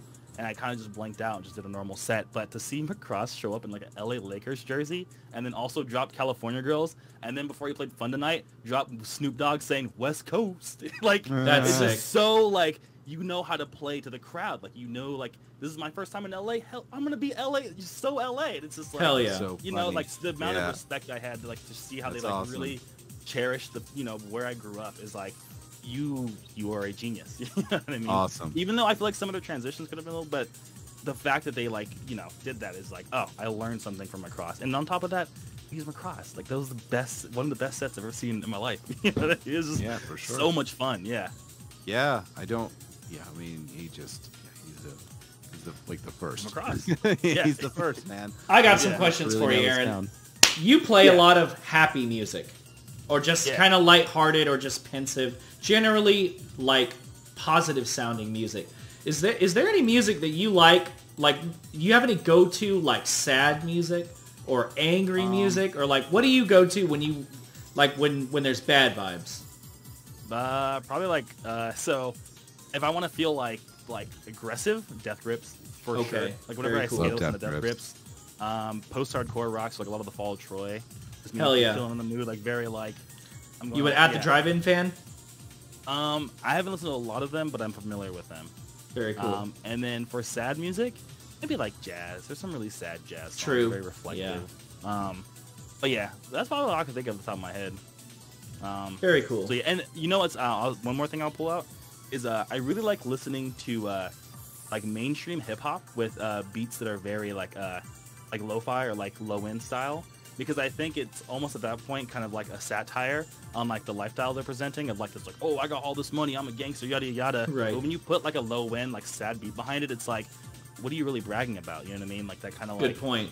And I think it's only me that feels that. I think way. Can you give us any examples? Like Trilogy by John Wayne. Okay. Like it's John really, Wayne. Like, you know, that guy's something reflective type beat, but the dude's like, I'm such a gangster, and it's like, you know, being a gangster ain't always so nice. You know what I mean? Wow. There's definitely some downsides to it, and I think that's like the kind of the.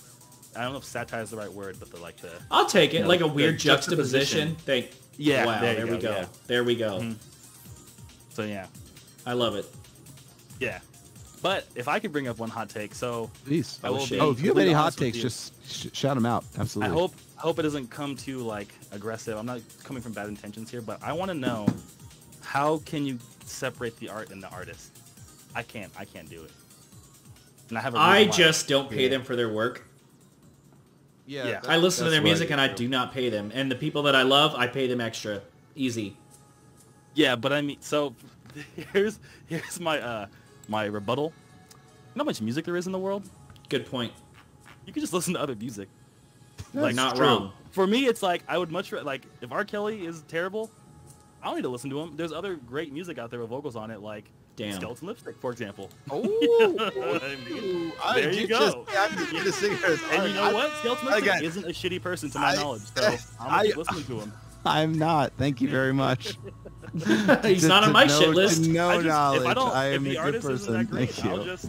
I'll just listen to someone else. I mean, so this is true. I know a lot of music, yeah. Yeah, I mean that works for me often, but it doesn't work for me all the time. There are some artists that the problem happens in that after I've heard the song or heard the music or experienced the art, I cannot be. And if it's really important to me, if it's an artist I don't give a fuck about or whatever, I kind of half listen to, half didn't. I'll be like, fuck them. Exactly. I'll listen to something else.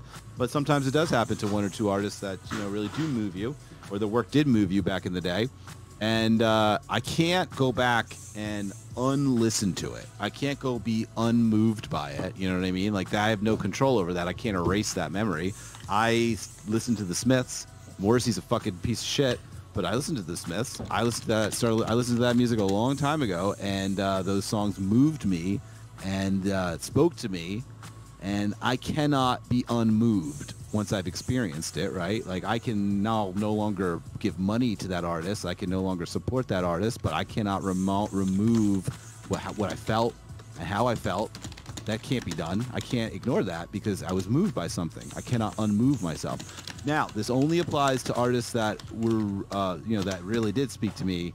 No, I am separating the art from the artist, but I can no longer be unmoved by that art. Now, once again, there's plenty of artists that are mediocre, that have done shitty things, or were pretty good and did shitty things. I don't give whatever, man. I don't really want to listen to it because, I'm not. It wasn't that important in the first place. There's other artists to listen to, but once in a while, there is something like that occurs. So that's what I have to say about the subject. You know what I mean? It is sometimes that I can't be unmoved by the thing that was really big to me. I can't erase the memory, no matter what happens after it. And it's like, my feelings about the art are my feelings, and nobody else's. and they're not even the artist. You know what I mean? He made he or she made the music, and they're the vessel for it. But with that art that came out of it, you know, my interaction with it is mine, and that's that. You know. So anyway, that's my answer. If I may ask, so do you still actively listen to the Smiths? Yep, I do. Yeah? Fucking great music, great songs. So Speaks volumes to me, and not going to pay for it. I have it burned, you know. But also, other people were in that band too that are good people. You know what I mean? That didn't do anything wrong. You just don't listen to Morrissey. No, I still listen to some Morrissey songs because some Morrissey songs still speak to me. But he's a piece of shit. You know what I mean? I don't pay for it. I try not to listen to it on a streaming service where you can even get a fucking half a penny. You know what I mean? I've got MP3s I've stolen, you know. But so I'm still listening to Suede Head. Some of these chats are golden. They're saying R. Skelly, and they're saying I would watch a Trapped in the Closet style miniseries based on Lipstick Elite. Man, Skelly quiz, Skelly man, Skelly mansplaining, separating the art from the artist. So I here's don't know, the thing man. that's for me, like, I think my equivalent, like, maybe the Smiths. All right, this is kind of what I want to get to the root of, like. But I want to let you know again that there's a lot of artists that I'm only half moved by, and then go fuck themselves. I can't do anything. It didn't move me that much. Yeah. So one artist that really moved me that I just every time any snippet of their voice comes onto it, I just immediately skip. It's Kanye West, because his statements, even though he has, wow, I'm not the only one that can't stand Kanye West. Even I know he has some, you know, I don't want to like call him out, but I know he has like some things going on in his life. But like his statements have like actively influenced me in a negative way in my life, like in IRL context. Yeah, there's just no way. There's like and he has some songs that I like really like as a person who grew up in the environment I did, that I'm like, it's, you know, it was so good to hear music that like kind of reflected that. But to just have him go off and do that was, I could never, ever hear a single audio waveform of your voice ever again. Yeah, man, you've outgrown it. It sounds like not only do you not really want to listen to him, but you also have kind of outgrown it. Yeah, well, maybe. I mean, or some no. of this stuff is timeless. Or do you want to go back and listen timeless. to it? And I mean that you have, like, you don't need it anymore. You know what I mean? Like, you don't want to hear it. Some of the stuff I want to hear, but I'm like, no. Okay. Well, not. Yeah, and I even like don't like bringing it up because I don't want people to go listen to Kanye West after this. That's how much Bruh, honestly, man, that's why I want to bring it up. I know he's been through a lot with his mom dying and everything, and I don't know what sort of unaddressed mental health issues the man has going on, but I know he treats his fans like shit. And but I guess what I really wanted to like get to on the root was like, how does music? I don't know. So you know, I don't want to put you on the spot, and that's why I was trying to say, you know, coming from good intentions, it's just. I want to understand how music moves you, because no music has moved me to the point where, like, oh yeah, no matter what they did, I would still listen to them. You know what I mean? Yeah, I feel that. But I don't know. Maybe it's just maybe I'm too. I don't know. Spoke to me. I might be the whack one. Yeah. No, man, it spoke to me. It moved me. It made me cry. It made me feel something. Inspired me to write something or do something, and that's my interaction with it. You know what I mean? And that's mine. And it has nothing to do with. I don't fucking give a fuck about most artists, honestly, most of the time. Like, I don't want to be like any artist, personally. I'm just not, I don't want to be like myself. So it's not like these are any of my fucking heroes or whatever. It's my interaction with the thing, you know what I mean? And the thing moved me, the thing felt like it was a part of me. Not them. I don't even I mean, I sure do hate when I find out that an artist whose art that I love is a total jackass. Something dies inside of me a little bit. Like, even if they're just not very nice to people, something inside me dies a little bit. But, like, I get it. So, not all art is made by good people. If someone can do it, if someone can do something better, and here's the thing, at the end of the day, I don't know, man, I don't really think many people have written better lyrics than those fucking Smith songs. Dead serious. I don't think that people have ever captured. People try and tell me The Cure, this and that. I don't really agree with that. I love The Cure, but you're wrong. It lacks a sense of bizarre, weird poetry that those fucking albums did. This weird, like, laconic malaise. You know, it was a unique character that was created in that music. I really hate that I'm talking about it this much. So like, I don't care that much, but that's like, you know, it was something different, and it hasn't really been equaled, to me at least. And piece of shit, don't give them any fucking money, but don't give them money. My interaction is my interaction, and no one is allowed to take it away from me at the end of the day, because I can't untake it away from myself. Like, I felt the thing. I feel things pretty deeply, and I felt the thing particularly with music and art, and the thing I felt it deeply, and I can't erase that memory. I feel that. Yeah, So and that's completely. Again, I'm not saying this to come off as like negative or like, oh, but Oh no, you're not. It's okay, interesting cool. to talk yeah, about. I don't think so either. I think these are really important conversations for us to have that people are afraid to have. This is what we do on Yeah. Hot Takes, my mans. Cool. Indie Advent wants to know what you think about Tupac and Biggie. Tupac and Biggie. Like, I how do mean, you they're feel cool. about Tupac and Biggie?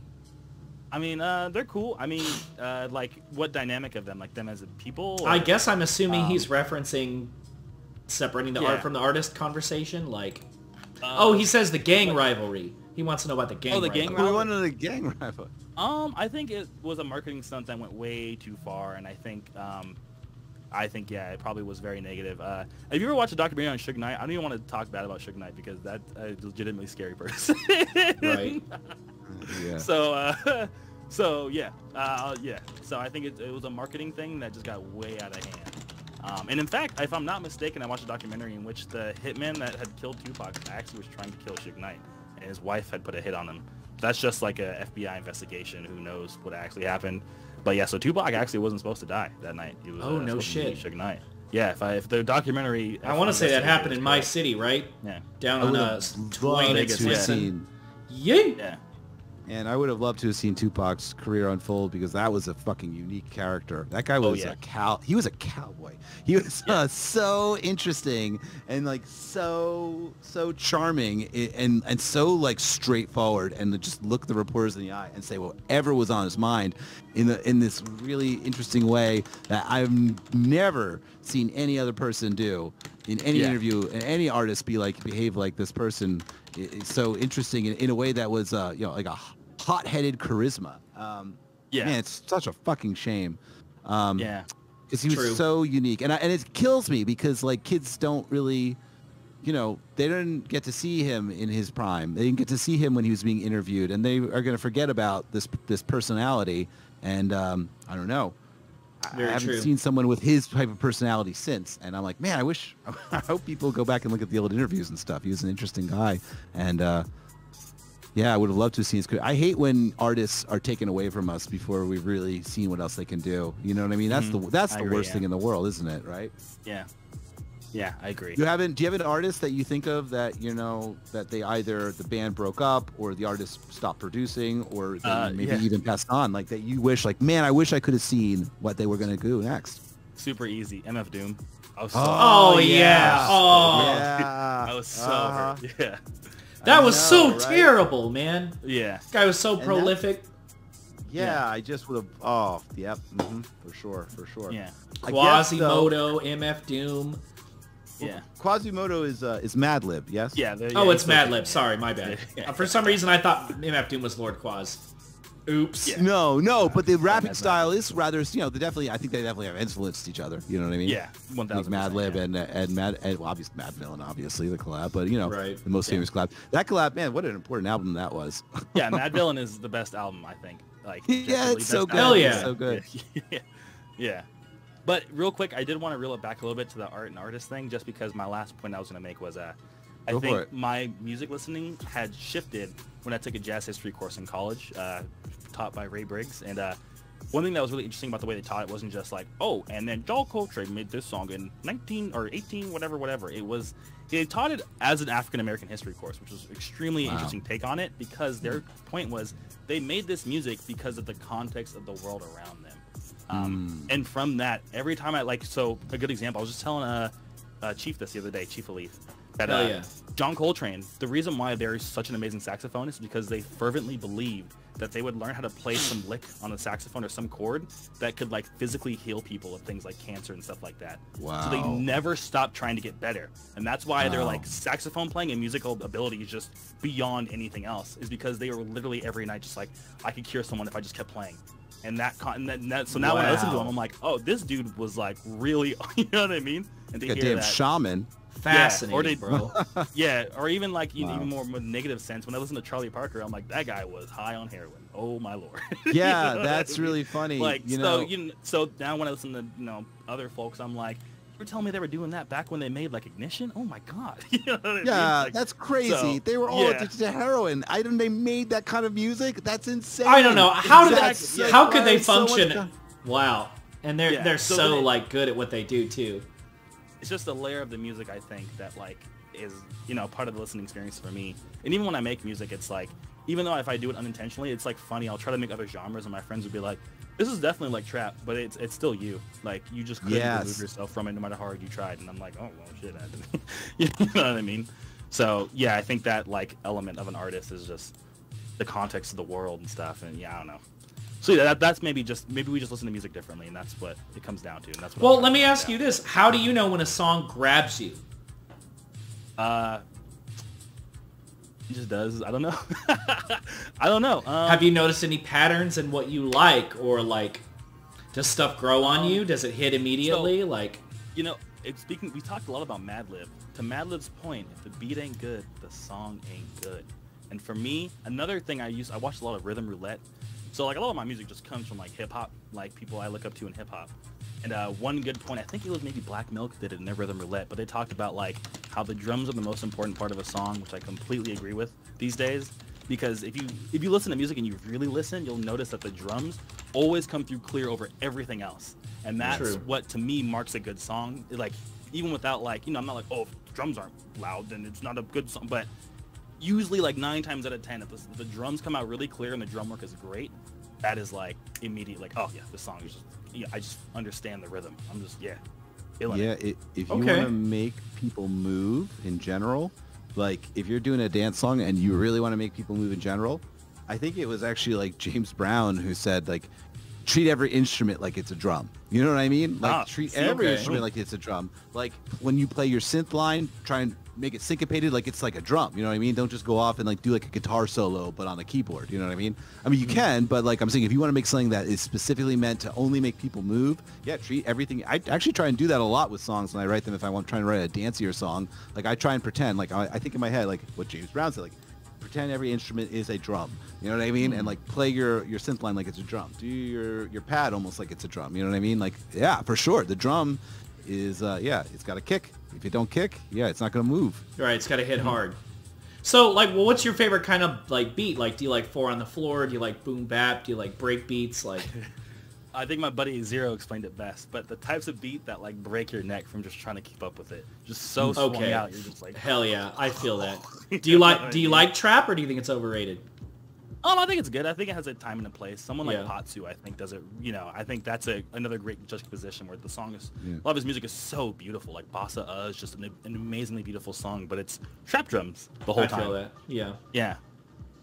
And even trap drums usually are more aggressive. They're more up tempo. Oh yeah, like some of that drill shit is like very like we're gonna go like bang some people, gonna hit a lick, like it's fight time.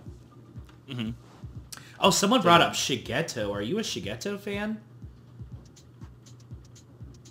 I'll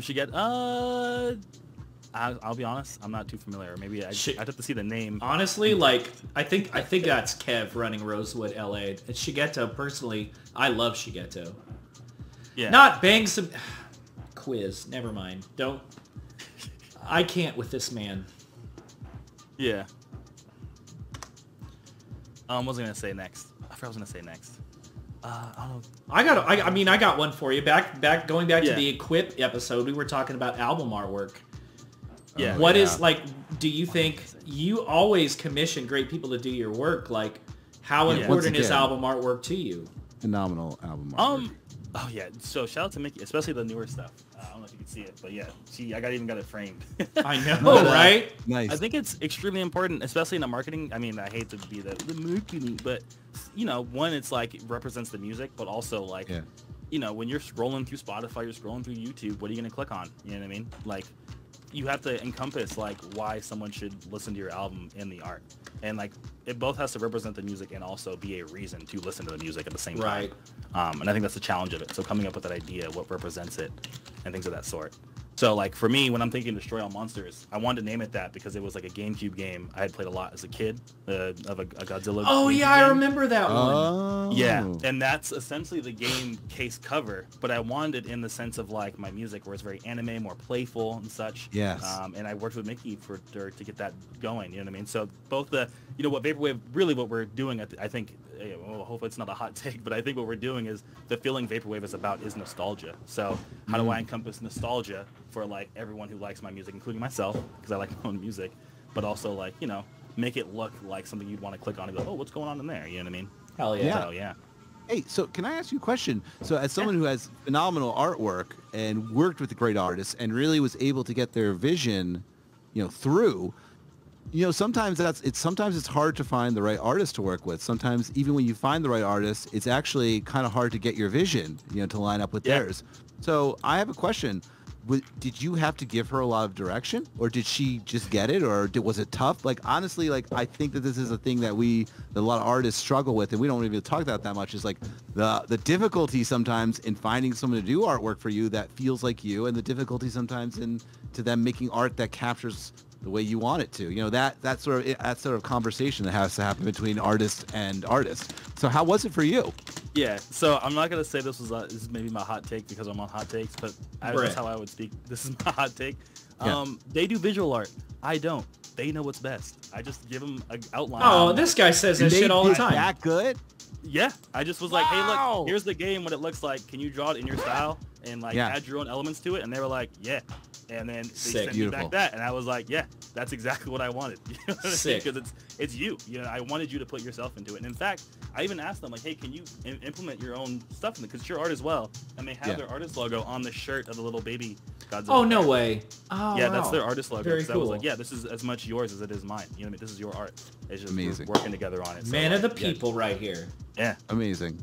So literally my best advice would be don't just let them do their thing. That's because why would you choose them? If you didn't like their thing, why would you choose them to do it? Absolutely. If you didn't like the...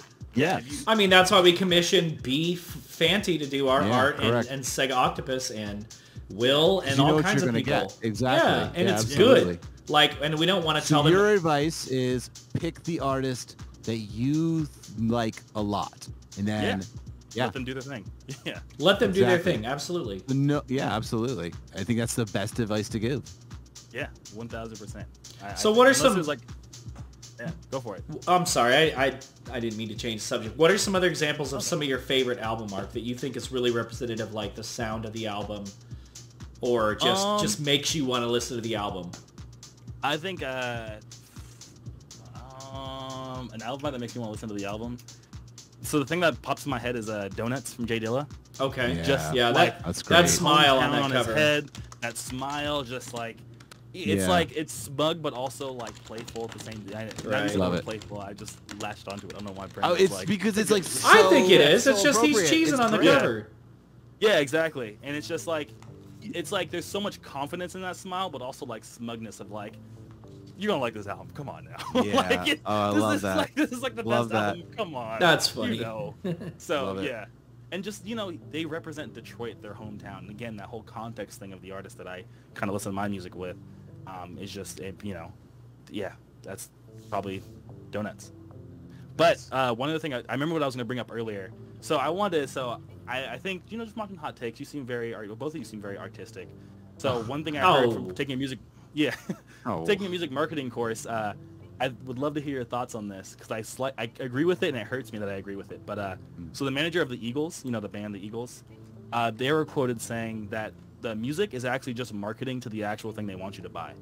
Like even though it is this beautiful art piece, at the end of the day on the business side of things, it's just marketing. Like the actual music that you love so much, that hurts. It's all just marketing to get you to buy a CD. It's like He-Man wasn't real; it was just to sell toys. Yeah, exactly. Ouch. I've been played. So the question is that you're saying that... Go ahead. How does that statement make you feel of that music is just marketing to get you to buy something? Whether it's no, that's not true. No, it's not true. Not true? He's wrong. Not even... No. Not I mean, it's true. Like it's true. Shift, or you think it's just objectively false? No, I mean, he's right. It does get you to buy things. That's like a thing. But... maybe soundtracks. No. I mean, I see. It's true. I'm trying to think of how to word this. It's just like, if you're an artist and you make music, you're gonna do it, whether you're making money or not. We all make music, and we do it whether or not we're gonna get a lot of money or get a lot of fans or make a big impact. You can't not do it half the time. You know what I mean? Like, you can walk away from it, but you come back to it. And I'm sure it's a beautiful product, right? Music is a very beautiful product. So especially beautiful music. So of course, anything beautiful has the power to sell things, right? But, you know, I mean, that's not all it is. It's beautiful. It's beauty. And even without the marketing, it's still beauty. Even without selling anything, it's still beautiful. So it's not just that. It can be used for that and used very well for that, but that's not all it is at all in any way. No art is. That was the best answer I'd ever. You know, but it still is. You know, it still totally has that power, right? Yes, it's beautiful things. A beautiful woman has the ability to, you know, to move me and be like, I want to buy you a nice dinner. A beautiful woman down there right now has that ability, right? Oh, but man. She's still beautiful whether or not I'm paying her. I'm not paying her. Buying for dinner. That's what I meant by that. Please. Oh, man. Let's get there, horns. I'm buying dinner. By taking her out to a nice dinner, she's still beautiful. I watched the interview with Hot Takes and Skelly did some things I can't listen to them anymore. I was dead. Hey, you gotta separate the art from the artist, motherfucker. I'm paying. That's good. If I was paying, wouldn't that make me good? Like, I buy dinner. Oh, this is terrible. You guys are fucking hilarious. But you know what I'm saying? So it's not just that. It just has the ability to also do that, in addition to many other amazing attributes that beautiful art has the ability to do. Beautiful art has the ability to be the most expensive thing in the entire world, right? Like a Francis Bacon painting and sell for like, I don't even fucking know, it's $300 million. Like, that's crazy. So it can be marketed well, but it's because it's beautiful. It was made before it was known that it could make that much money. And now I mean, am I making sense? You make 1,000% sense, and I'm glad I asked you because everyone else I've asked has been like, no. And I'm like, why? And they're like, because it's not. That's a shitty thing to say, like, no. It's like, no, why? Because it's not, and I don't want to talk about it. You should go away. I know, right? No answers. Come on. You know what? And, like, good for you, man, for challenging people by asking them that question because, like, it fucking makes them think. You know what I mean? And it makes them think, like, all right, it's important. Tell me why it's important. And like that's a really important thing for people to examine why they feel strongly about things, right? Mm-hmm. And you know, if they're particularly if they're artists, you know what I mean? Don't just get offended. Think about it. You know what I mean? Yeah. You know? Think about it. Right? Yeah. Right? Yeah. Well, on the topic of bad art, do you want to shout out some examples of some really bad album artwork? Oh, bad album artwork? So the thing about bad album artwork is that it's not memorable, and so I would. Very good point. Very good point. If you don't remember it, it just means that it wasn't very good. Like, that's really interesting too. Yeah, if I don't remember it, it means it wasn't. I've literally said that to Lux before. Like, I don't recall that restaurant, so it must have been very unremarkable food. Like, yeah. You know, sometimes I think about album artwork that I think is really bad, and like I think I only remember it because we were talking about how bad it was. Like, so, but does that mean it was bad? You know, maybe it wasn't bad. Like the Yeah Yeah Yeahs cover for that album Mosquitoes is a bad album art cover. It's really ugly looking, but maybe it is a bad art. Maybe it is not bad because I still remember it. Yeah, I don't know. Yeah, really bad artwork. I wouldn't remember. Yeah. Oh my God. I've never seen this album artwork before. What the fuck is this? Oh, you're looking at Yeah's Mosquito. Oh man, it's like Nirvana's album, but like way stupider. It looks like a really bad Garbage Pails Kid, like trading card, but like three-dimensionally rendered.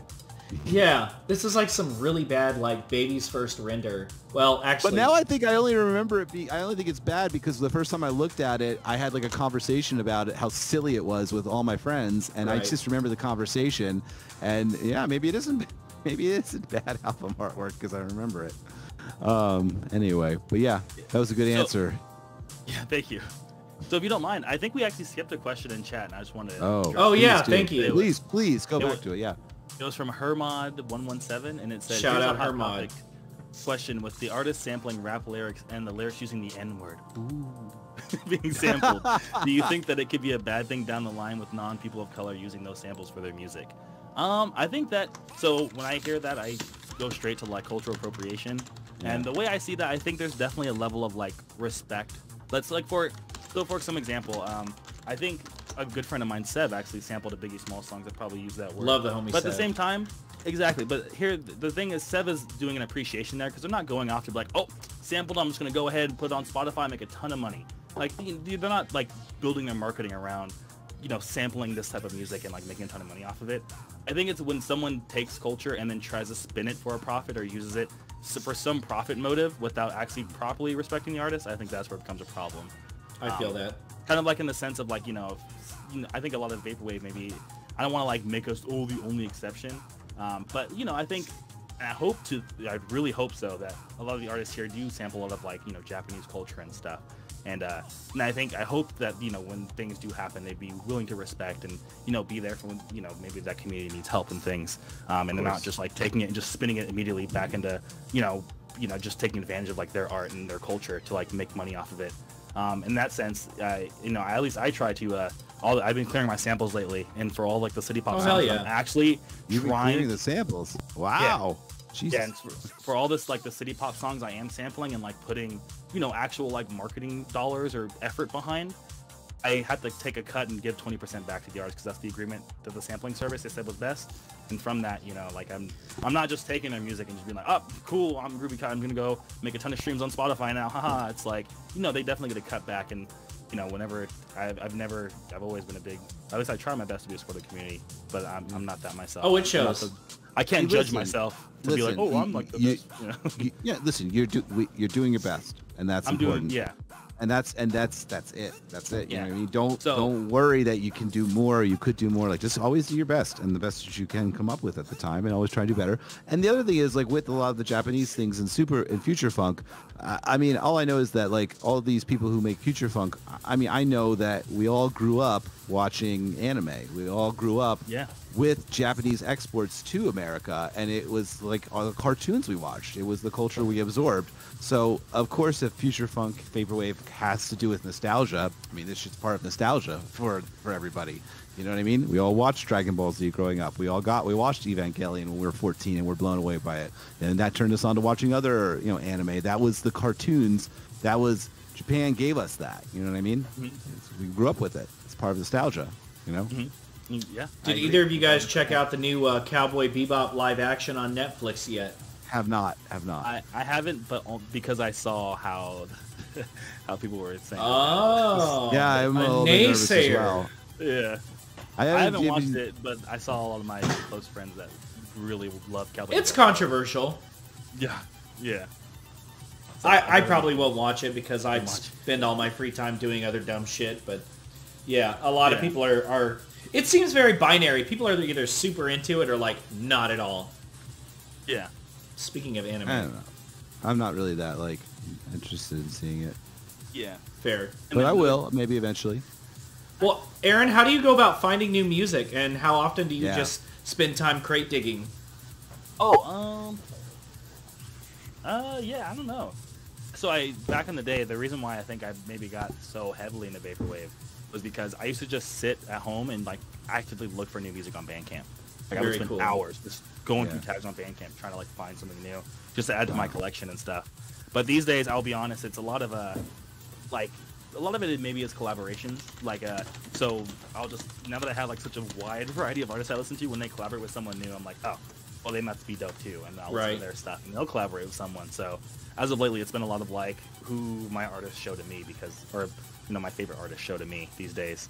Because a lot of algorithms don't really know. I don't want to be that guy. It's like the algorithms don't know me, but they know everyone. Right. But I don't know. Whatever Spotify recommends me usually isn't that good. But Google Play Music, I'll admit, had me pretty good. It showed me Death Grips, Thundercat. Oh, really? Oh, damn. They got you figured out. Yeah, Google Play Music had me figured out, but Spotify is just, I'm like, no, please stop, Spotify. Just let me listen to what I like. You don't know me. we need to bring back curators, man. These algorithms, I don't know, man. Maybe I'm old, but I don't know. Yeah. But another question that came in from Quiz was, what's an album whose cover describes the music perfectly before you even listen to it? And so I didn't actually understand the album cover at first, but Mad Villainy, I think, is a perfect album cover for what the music is. And the reason why that is because I watched the interview with someone else describing Mad Villainy and what the album cover represented in their interpretation. And what Doom is doing there is they're parodying a Madonna album cover, but just a lot more gritty with the mask and like the red square kind of drawn bad. And it's just very anti-popular music. Like I am anti-pop. Like I don't like mainstream marketing. Like I'm just the guy behind the mask, and this music is dark, it's heavy, and it's dope. You know what I mean? And that, I think that just perfectly, like that parody of just like, get this like commercial bullshit out of my face. This is good. Right. You know what I mean? Like, Yeah, for real particularly now. for its time, and particularly Exactly. for its time when it came out. Yeah, it really did stand in stark contrast to other types of album covers coming out then, particularly with mainstream artists. Yeah, wow, Yeah. that does make a lot of sense. True. Interesting. yeah, that's my take on that. Do And you then, want to shout out any other underrated acts that you can think of right now? Oh yeah. Put us on to some people that you've collaborated with or some homies. Everyone in vaporwave. Right. I mean, I know you always drop that collab you did with Tupperwave. Yeah. And you always do Tupperwave, the little MC thing right before you do it too. to give Tupperwave a shout out. Yeah. Yeah. So personally, again, I took a little hiatus for a while back, and the person I think that really pulled me back in, because around 2016, you know, at that point I was like, okay, you know, so one thing that's kind of like a bummer about the vaporwaves being on the internet, there's lots of internet trolls. I've True. grown up with the internet. I know how to deal with them. I know people say mean things because they got nothing else better to do on the internet. But it was a huge bummer when I was in collectives, and it really hurt my friends, and they were like, well, I'm just a no-name artist on the internet. I'm just going to stop making music. And like a lot of my favorite Damn. collaborators stopped That's making really music sad. because the internet really just got into them on like subreddits and stuff. So when all your friends just kind of dissipate because you're the only one that's like, no, they don't know what they're talking about. They're just angry on the internet. Like, I know how to deal with this, and other people, that's a huge bummer. So pretty much at that point, I was like, all my collaborator friends are pretty much gone. At this point, I feel like Mo Shop had just dropped their first album, their first EP, Pure. And I wanted to talk to you about Mo Shop because at the time, it was like a future funk artist that was very active at the time. When Pure dropped, I was like, everyone was talking about it. I was like, okay, you know, that's cool. That's weird that they just exploded out of nowhere and they're so good. And I listened to that first song and I was like, oh, Future Funk's done. Cool, they figured it out. All right, cool. Let's pack it up. Let's pack it up. Right? That's too funny. And the thing is, Moy is that, like, Shop, they're one of the greatest producers definitely around in general. Like, Yeah. They're amazing. and the reason why I'll say that is because at the time, you know, I don't know if Saint Pepsi or Skylar Spence was like out of college by then, but for the most part, everyone other than like the big three were just a bunch of college kids. We were all just literally either in high school or college just making future funk because it was fun to do, and we were just a community. And Ryan then when- literally... Oh, go ahead, I'm sorry, kill you. Yeah, I was gonna say, if I'm not mistaken, Moe Shop went under the name Keyboard Kid, and they were a professional musician that was like, "Oh, this future funk stuff's really cool. Let me go try it." And they just like, because they had so much musical experience, it was just so much. Really? I did not know that. Messing around, we were all just messing around, and when they came out, it was just like, oh, you know, like you know how to sidechain properly. Like, oh wow, you know what I mean? So That's too funny. Yeah, you're like, So- oh, what do we do now? yeah. So I Bruh. bring that up just to say at that time I was like, okay, future funk. We pretty much like we tried different cultures. We did the thing. It was fun, and all my friends are gone now. So let me just take a hiatus to focus on my career. But when I came back to it, I was like, well, let me see what's going on here. And Tupperwave taught me a really important lesson, and that it's not about how well you can sidechain, how much you can chop, how much you can do X, Y, and Z. It's about how much feeling can you put into the music. Yeah. Tupperwave just does that so much for me. It's Yep. like at an insane level that I was like, oh, I thought we were done, and Tupperwave proved to me you hadn't even started yet. Now, you know what I mean? So I have to Very thank cool. Tupperwave for that, and that's the person I shout him out all the time because he is just such an impact on my own music nowadays. And I try not to bite his style too much because I'm as much of a fan as I am a friend and a collaborator. So yeah, and then 3D Blast too because I mean, come on now, 3D Blast. Like they're the king of like. He sampled that? What? No way! I know, his music is so punchy. Yeah. Just Yeah, so he many takes a lot of surprises. songs that he's taken songs that I don't like normally and turned them into things I do enjoy. I was Yeah. very much. like Fireflies and the Superman yeah, song. I love that song. That song, Music Here to Stay. Yeah. That's great. I love that song. I played it at the last Terminally Chill actually. And it's made up of two songs that I don't particularly like very much, and it's phenomenal. Yeah. I really love the one with Dan Mason, man. I closed my set at the Heatwave event that Groovy headlined at. I closed my set with My Fault with Dan Mason because that song just slaps, man. At least I think it does. Yeah. Sure. And then, yeah, that's probably like my two biggest acts or smallest, biggest acts I can think of that I'd want to shout out. And then another artist that like also shout out just because I've been listening to them for so long. Their name is Ruru. They're based out of the Philippines, and they're kind of like bigger on Spotify now. But the way I found them is that my roommate and I were just chilling at like 3 in the morning, letting YouTube autoplay, and like the most beautiful like soft-spoken like bedroom pop came on, and it was by an artist named Ruru. And at the time, they had 20 SoundCloud followers. And I don't want to take any credit for their success at all, in the slightest bit. But I was doing numbers on SoundCloud a little bit, and I was like, "This is so amazing! I'm gonna repost it." And then just boom, I saw it got like a ton of plays off that one song. And it's so amazing now because I went to their first ever U.S. show, like maybe about a year ago before the pandemic, and I was like, I was listening, like they were like, "Oh, I started making SoundCloud demos in like 2016," and I was like, "I was listening to you since you were making SoundCloud demos in 2016. Very cool. It's so cool to see you. You were there since the beginning." Yeah, and and like even their Twitter was private for a while, but they let me keep following them because I was like one of the first fans to be like, "Yo, your stuff is so tight." You know what I mean? So I love it. I'd give them a huge shout out because I'm just that I'm so happy for their success of a career that they built for themselves and things of that sort. So yeah. Man of the people. That's probably my 3. That's my 3 I'd pick. But yeah. I love it. Nice. Yeah. And then, so let me think of other hot takes. So another thing is, too, I should have asked Daniel, because my roommate is DS Dude. All I do is DS all Dude. day. Oh, your roommate's with Daniel? Oh, I didn't know that. Shit. Oh, you didn't know that? Yeah. No, I didn't know that. That sounds like a really fun house. It is. Oh, it is. Wow, I didn't know that. How fun. Yeah. We're like a vaporwave bed and breakfast at this point. Everyone just scrolls through. No idea. Oh yeah, we had the totally kickback where Frank Javc played 90s house for 45 minutes. I saw Instagram videos of that. That looked like so fun. Yeah, it Frank was. Also, I'll shout them out. They're such an awesome friend. We've been hanging out a lot, and like they're just a cool person. Frank is funny. Yeah, they're hella funny. Frank, yeah. One thing, I'm working on something with Frank in LA in the future. Just a little teaser for that. Very cool. Oh, nice. I don't know if I'm allowed to say it, but maybe we're working on something similar. Phenomenal. I love it. Can't wait to figure out what it is. Yeah. But one of like funny Frank story I have is I was hanging out with them once, and they were like, "Yeah, we were talking about astrology for whatever reason, like astrology, like Scorpios and stuff." And they were like, "Yo, like, do you know that like every new moon, like stocks are up and every like full moon stocks are down, and it's been that way for the past like 30 years?" And I was like, "That's an interesting thing to know." All right. And then I told my buddy who actually like takes astrology classes, and they were like, "No way." And then like a week later, they were like, "Dude, he was right. I'm gonna put some money in right now." Oh my god! What? So they haven't reported the results yet, but yeah. So Frank, they're quite the character. They know some things. They know some things about the world that most people probably don't know. Frank is very silly but very intelligent. Yeah. Hidden under layers and layers of silliness.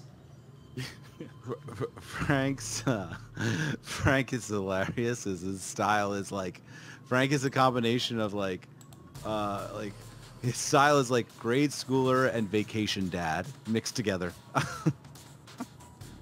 Okay. I'll take it.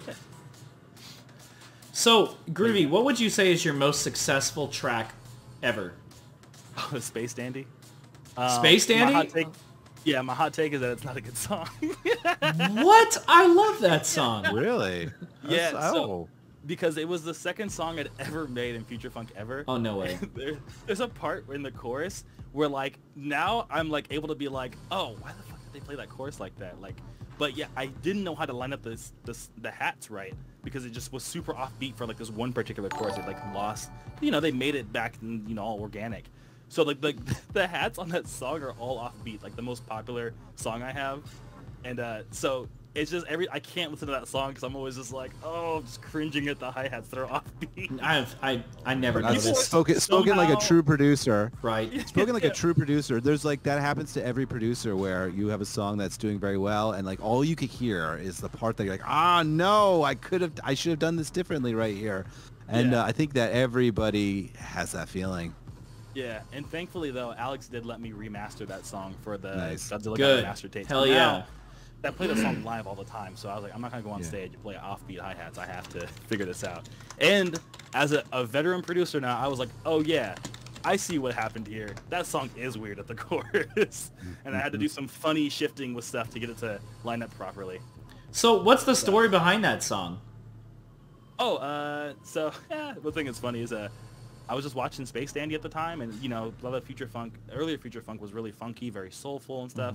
And Space Dandy was also airing on Toonami at the time, so I was watching it a lot. And I was like, wow, I kind of want to make music like this, you know what I mean? And then I found that sample, and I was like, oh, kind of sounds like Space Dandy. So I named the song Space Dandy. And then at the time, since I was watching the anime so much, there was a commercial that happened a lot. Where one thing about me is that I just hear stuff a lot, and I'm like, oh, that would just be dope in a song. Like, it would be perfect. So there's a Space Dandy commercial where, you know, the robot asked, what was her name? I forgot the robot's name, but they were like, yo, like, so Space Dandy, like, finish this thought. Finish this thought. I am a slave too, and then he just yells the booty, and it's like Space Tsunami at 9 p.m. And I was like, I gotta sample that, so I just for the drop, and then the actual like intermission. So like I was trying to figure out like how can I, because at the time I wasn't very talented as a producer, so I was like, well, how can I make this my own without like just adding drums, you know? So what I did is I did the whole filter section where I took my favorite Space Dandy episode and just threw them like telling funny jokes over it, and then brought the beat back in because why not? And then you get Space Dandy. That's pretty much the whole secret of it. Nice. Was just me getting my like training wheels off, and also trying to like incorporate funny things. And my funniest thing about that song though is that I was watching Space Dandy at my mom's house, and Mom was like, "Why do you watch the weirdest shit on Cartoon Network?" And I was like, "Mom, this is dope." And now you know what? 1 million views later, guess what, Mom? Space Dandy's a good song. Right? That's cool. Those weird cartoons worked out. That's good, dude. I'm glad your family fucks with your music. Yeah, my mom's always like, how do you know that song? Like, you know, from all the sampling, I'm like, oh yeah, I just listen to a lot of music. And she's like, that's really weird. My mom's also like not a big music person. Like her favorite song in the world is the Whisper song by the Yin Yang Twins. Like I did see that coming. Yeah. To my mom, music is just like noise at the club. Oh, how very funny. Ironic. Yeah, my dad was very musical though. He's like super like soulful. He also grew up in Compton during the 80s, so like he has a huge like gangster rap. Like Eazy-E is like, you know, he sees himself. You know what I mean? Oh, how fun! Because he's like, yeah, it's like literally like I remember I watched Straight Outta Compton with him, and he's like, oh yeah, I remember that club. Oh yeah, I remember Damn, that. no way. Yeah, Wow. Oh, yeah. wild. Wow, Yeah. that's amazing. Wild. So like That's really everyone in my fucking cool. family knows like all the words to Boys in the Hood. Like it's just Monday night parties. Like it came on at least 7 different times. So Wow. like, we all know the lyrics to it. So yeah. Very cool. yeah. Very cool. Music is cool. It's true. Yeah. Yeah. Well, if you could collaborate with any artist upcoming, like who would it be? Oh, shit. I want to, you know what? I'm kind of bummed that we didn't do it, but I want to collab with Nrail, dude. Oh, That's another person. Yeah. That's another person that needs a shout out. That is just amazing. And what I Absolutely. love, so you know, I don't want to put Nrail in a box, but what I love about them so much is their music, particularly, is that they're younger than a lot of us. You know, he's younger than me. I think he's younger than both of y'all. Oh And, yeah, for sure. You know, again, vaporwave is nostalgia. We're old. But like vaporwave is nostalgia, you know what I mean? So like things that you were watching as a kid, I probably wasn't watching, and things that to me were like, oh, okay, that was just like life at that point, is nostalgic to Nrail. So things like dubstep, I was like 14, you know, that was cool. That was a phase I had, but to them that was like, whoa, music, Right? old music, Yeah, you know for what I sure. mean? So I'm really nostalgic for Eazy-E because my dad played it all the time, and Nrail is really nostalgic for being 7 on YouTube. Like, whoa, what is this? Whoa, whoa, whoa, whoa, whoa, whoa. You know what I mean? So they incorporate that in their vaporwave, and it's like, oh wow, this vaporwave isn't just 70s soul samples flipped or city pop. It is like every generation's nostalgia is gonna keep eventually coming out of this, and how they. It's never gonna die, dude. It's just gonna be nostalgia throughout all the generations. Yeah. You know, like I don't have a lot of nostalgia for 2000 stuff. Even though that's what I grew up with, I didn't like it very much, and I still really don't, but like I remember it, like, so. But, yeah, I mean, I like the idea of all the different forms of nostalgia just bleeding together into a collective history. You know what I mean? That's what I try to think about when I make music. You know, what is nostalgia? What does this mean to people? What does this mean to people? What does that mean to people? And what happens when they all kind of, I don't know, break apart together? You know what I mean? So I definitely am always looking at what, you know, I know some things aren't going to be nostalgic for me, but they will be for other people. True. So you got to sort of think of, sometimes I try and think about that and like, well, how can I incorporate this into this as well? And I think that's awesome. And I think we can all just put this all together, a big fucking soup, and it sounds really. I think the sounds will always just become more and more interesting because of that. Like you got lots of vaporwave that's like video game inspired, or the Y2K aesthetic vaporwave. You can mix that Y2K aesthetic vaporwave with like some weird shit from the early '80s too. You know what I mean? True. And then also fucking throw in some dubstep, like Right. like you know what I mean? Just really like break apart the fucking time barriers. It's interesting, yeah. And love and Rail, love what he does so much. Yeah. Shout out and Rail. And also shout out Will too for their iClick project. Oh yeah, I love that album. Sex Line is like top 10 albums I ever heard in my life. Like, wow, that is high praise. Yeah, because amazing. Again, album. Going back to like the how music is yours. I know I obviously it wasn't the context they made it in, so maybe kind of retracts what I was saying earlier. But to me, like all those like R&B soul samples was like hanging out at my cousin's house while she was like on MySpace. Like everything sampled there with an interesting take was like amazing. I have vivid memories of being like babysat by my cousins and stuff, just watching MTV, listening to those songs, and I'm like, oh wow, you know what I mean? It's just like that was life. That was like life. That was life. Yeah, that's cool, dog. When Sex Line came out, I was like, yo, what is? And thankfully, they even let me have a little feature on there. But good. And on top of that, they were like, give me every song as they finished it. And I was just like, how? I actually didn't know that. That's really really cool. They were just. Did you watch? I begged them for every song as they finished. Oh, that's so cool. I love that. Yeah. I loved, it was really fun when they were on a couple weeks ago, and it was really fun listening to them talk about the process of how they were producing the songs, and like listening to them get into the argument that like when they that episode was so fun.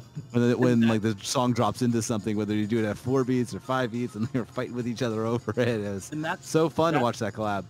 Yeah, that's the greatest thing too, because another reason is when I first heard the song. I think it might be Kick Me Later or Ooh Woo, one of the two.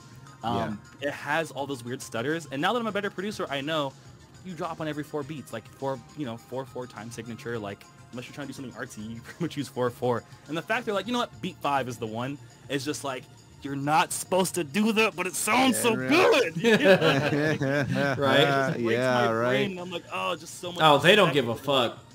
Exactly, and it works. You know what I mean? It's not like them being artsy for art's sake. It just literally is the best. It's what it's supposed to be. And it's like, they were like, no, rules, fuck that. And it's like, that takes a lot of courage, I think, really. Yeah. To be able to be like, I agree. No, this feels right. And it's, and it's just like, Ableton says it's wrong, but no, it feels right. Guys, do we have more questions for Aaron? Because we're starting to get late, actually. Now, yeah, we do have to wrap up soon. Oh, yeah, my bad. I could talk. No, you're... Oh, no, you're good. No, we were fucking having a great time. I just know that it's 11:56. It's late for you. On the East Coast. So, if anybody has any questions, please hit us up with them fast while they're formulating their questions. Any other shout-outs? You have the floor. Anything that you want to...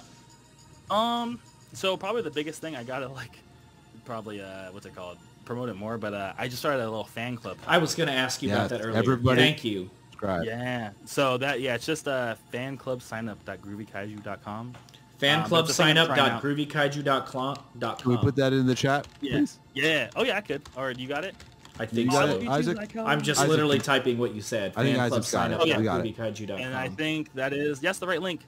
So essentially, it comes with like a free EP of like a preview, unreleased, like an album that's exclusively sold through like a little website I built through Shopify. Nice. It's not like some sketchy random website coded up, but you know what I mean. So it gives you like a preview EP of like joining the fan club, and I send you like interviews and stuff. And speaking of Space Dandy, what I'm hoping I'm putting in the pipeline for that is like a breakdown of like the song Space Dandy. I'm even thinking about giving out the project file just to be like free, because I know a lot of other producers. It's a cool idea. Stuff, so like, yeah. So just like giving out like a bunch of free stuff. Yeah, that sounds awesome. Well, the project is, I have more impressive ones than that one, but if you're going to look at it, I got to like take a step back. Never mind. You're like, okay, look at this one instead. Space Dandy, Skeleton Lipstick Remix. Right. Oh, I would totally. That sounds awesome. Oh, hell yeah. But yeah, so that's probably the big one. I also shout out, Pacific Plaza and all the stuff they're doing. Oh yeah, love Pacific Plaza. Part of that. Thought about that. Shout out y'all, because Hot Takes is the best, one of my favorite Twitch vaporwave things ever. I love it. So glad you're enjoying it. Thank you so much. Thank you for always tuning in. Appreciate. And yeah, I don't know. Just what's it called? I'm just chilling. Shout out, hit me up. Just hit me up. I'm super extroverted, so if you talk to me, I'll Hell talk yeah. about anything. So, Genuinely one of the nicest, most positive people I've ever met. I'm not even 100%. playing right now. 100%. Hermod says, when are we going to get shirt merch? Oh yeah, so I have it on my website. So I'm starting another thing is I'm starting yeah, so this is a shirt. Groovy Kaiju shirt? Yeah. Oh. Very cool. I want one of those. I want one of those. Part of the fan club thing, it sends you to oceanfront-online.com. That's the Shopify site I built, and I have a whole shirt section there. So that's coming, and then I want to start screen printing them and bringing them to shows and stuff. So good. That'll be the next step. But yeah, right now I have shirts, and they're pretty good. I went through the better provider than Teespring, so we'll see. I've watched it 4 times so far, and nothing weird's happened yet. So yeah, I know Teespring. Yeah, sometimes I'm man, that's why I switched away. But yeah, so yeah, probably that. And then what's next? Inrail says hammer turkey. Hammer turkey? I'm a ham person. I like ham a lot. My little brother is hanging out with me for Thanksgiving, and I'm very cool. He wants turkey, but I'm cooking, so we might have ham. He's pretty cool, man. You might have to make some turkey. Yeah. True, very true. And then what else? What was we doing? I think that's all. Are you performing for 12/12? You know what? I feel bad. I don't know if I am. I forgot to ask Alex. You might not be. I'm not really sure. I might not be. But that's okay, because we're doing a lot of really cool 2022 plans. Yeah. I bet you guys are. Woo. Yeah, we're hoping. I don't want to spoil anything too much or say anything I can't yet, but we're hoping to maybe start rotating between different cities in the SoCal area. Ooh, I love that. Yeah, hopefully we get a little closer to LA. Very cool. Even at the Macross show last night, I met Jupiter from Utopia District. Oh, and they were great guy. Can y'all come to LA? Because that traffic is brutal. And I'm like, yeah, right. I don't blame you. It is brutal. So hopefully we'll start getting all across Orange County, and LA County. Jupiter was supposed to be at number 27 and couldn't make it. Bummed out. Oh yeah. Yeah, I missed out on meeting Jupiter. Yeah. But yeah. So what's it called? Very cool. And then where did Agnos asked, where did the name Torch 2424 come from? So again, just internet kid. I first got on the internet when I was 6, and so I just started playing RuneScape and stuff, and I made that name when I was 6 because I had an imaginary friend dragon named Torch, and my favorite number was 24, and then my kid brain was like, it's better than 24. 24 twice.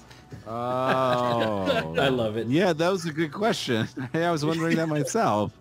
Yeah, cool. And then so I tried doing the whole Groovy Godzilla on Twitter, and then I did Aviscerall, but then I had both, so then I was like, how do I mix both?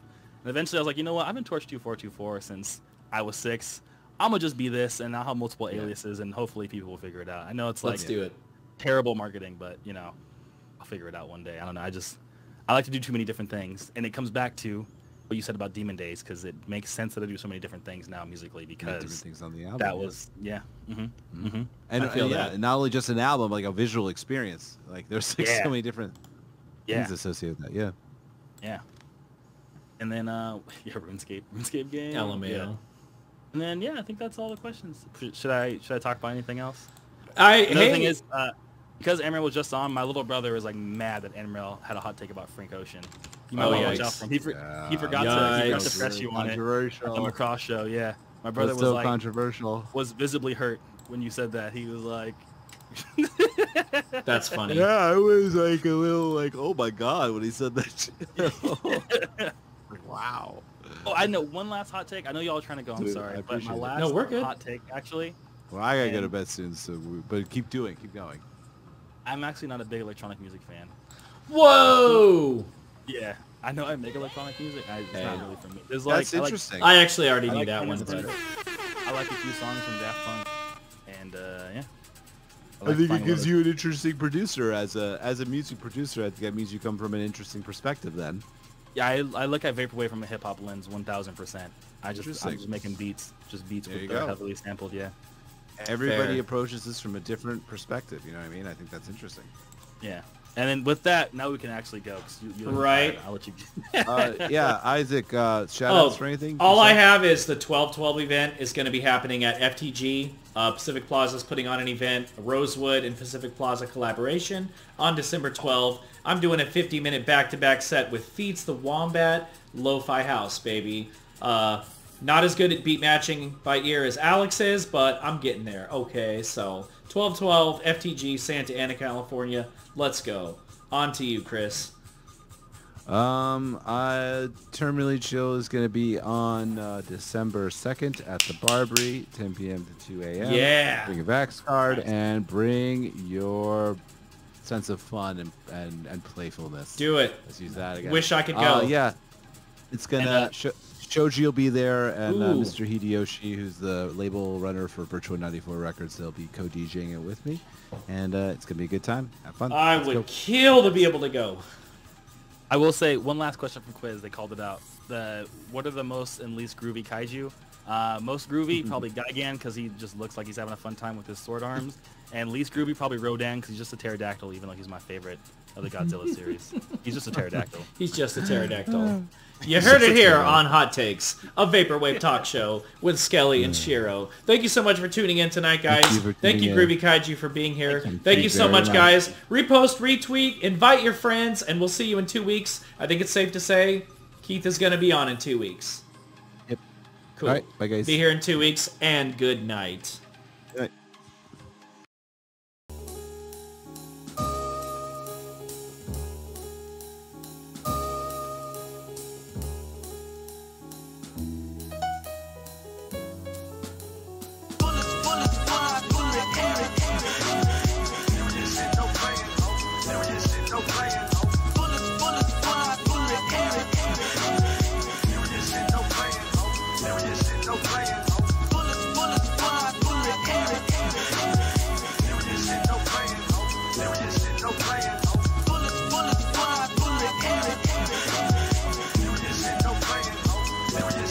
I'ma slip my wrist, no tourniquet. I'm murderous. My crib got more burners than furnishings.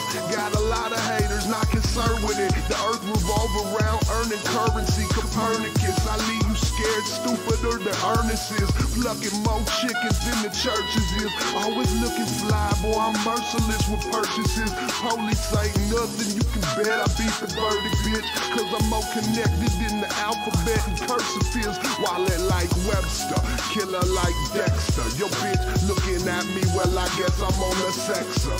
Ugly stay rougher than the texture. If you players want that funk, I'm that fly shit expert. Bullets fly, bullet air. There is no playing, there is no playing. Bullets fly, bullet air.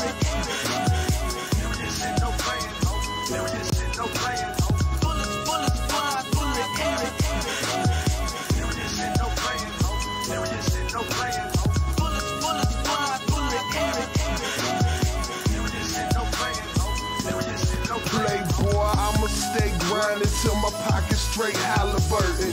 And I'm the grind dirty, never met a fouler person.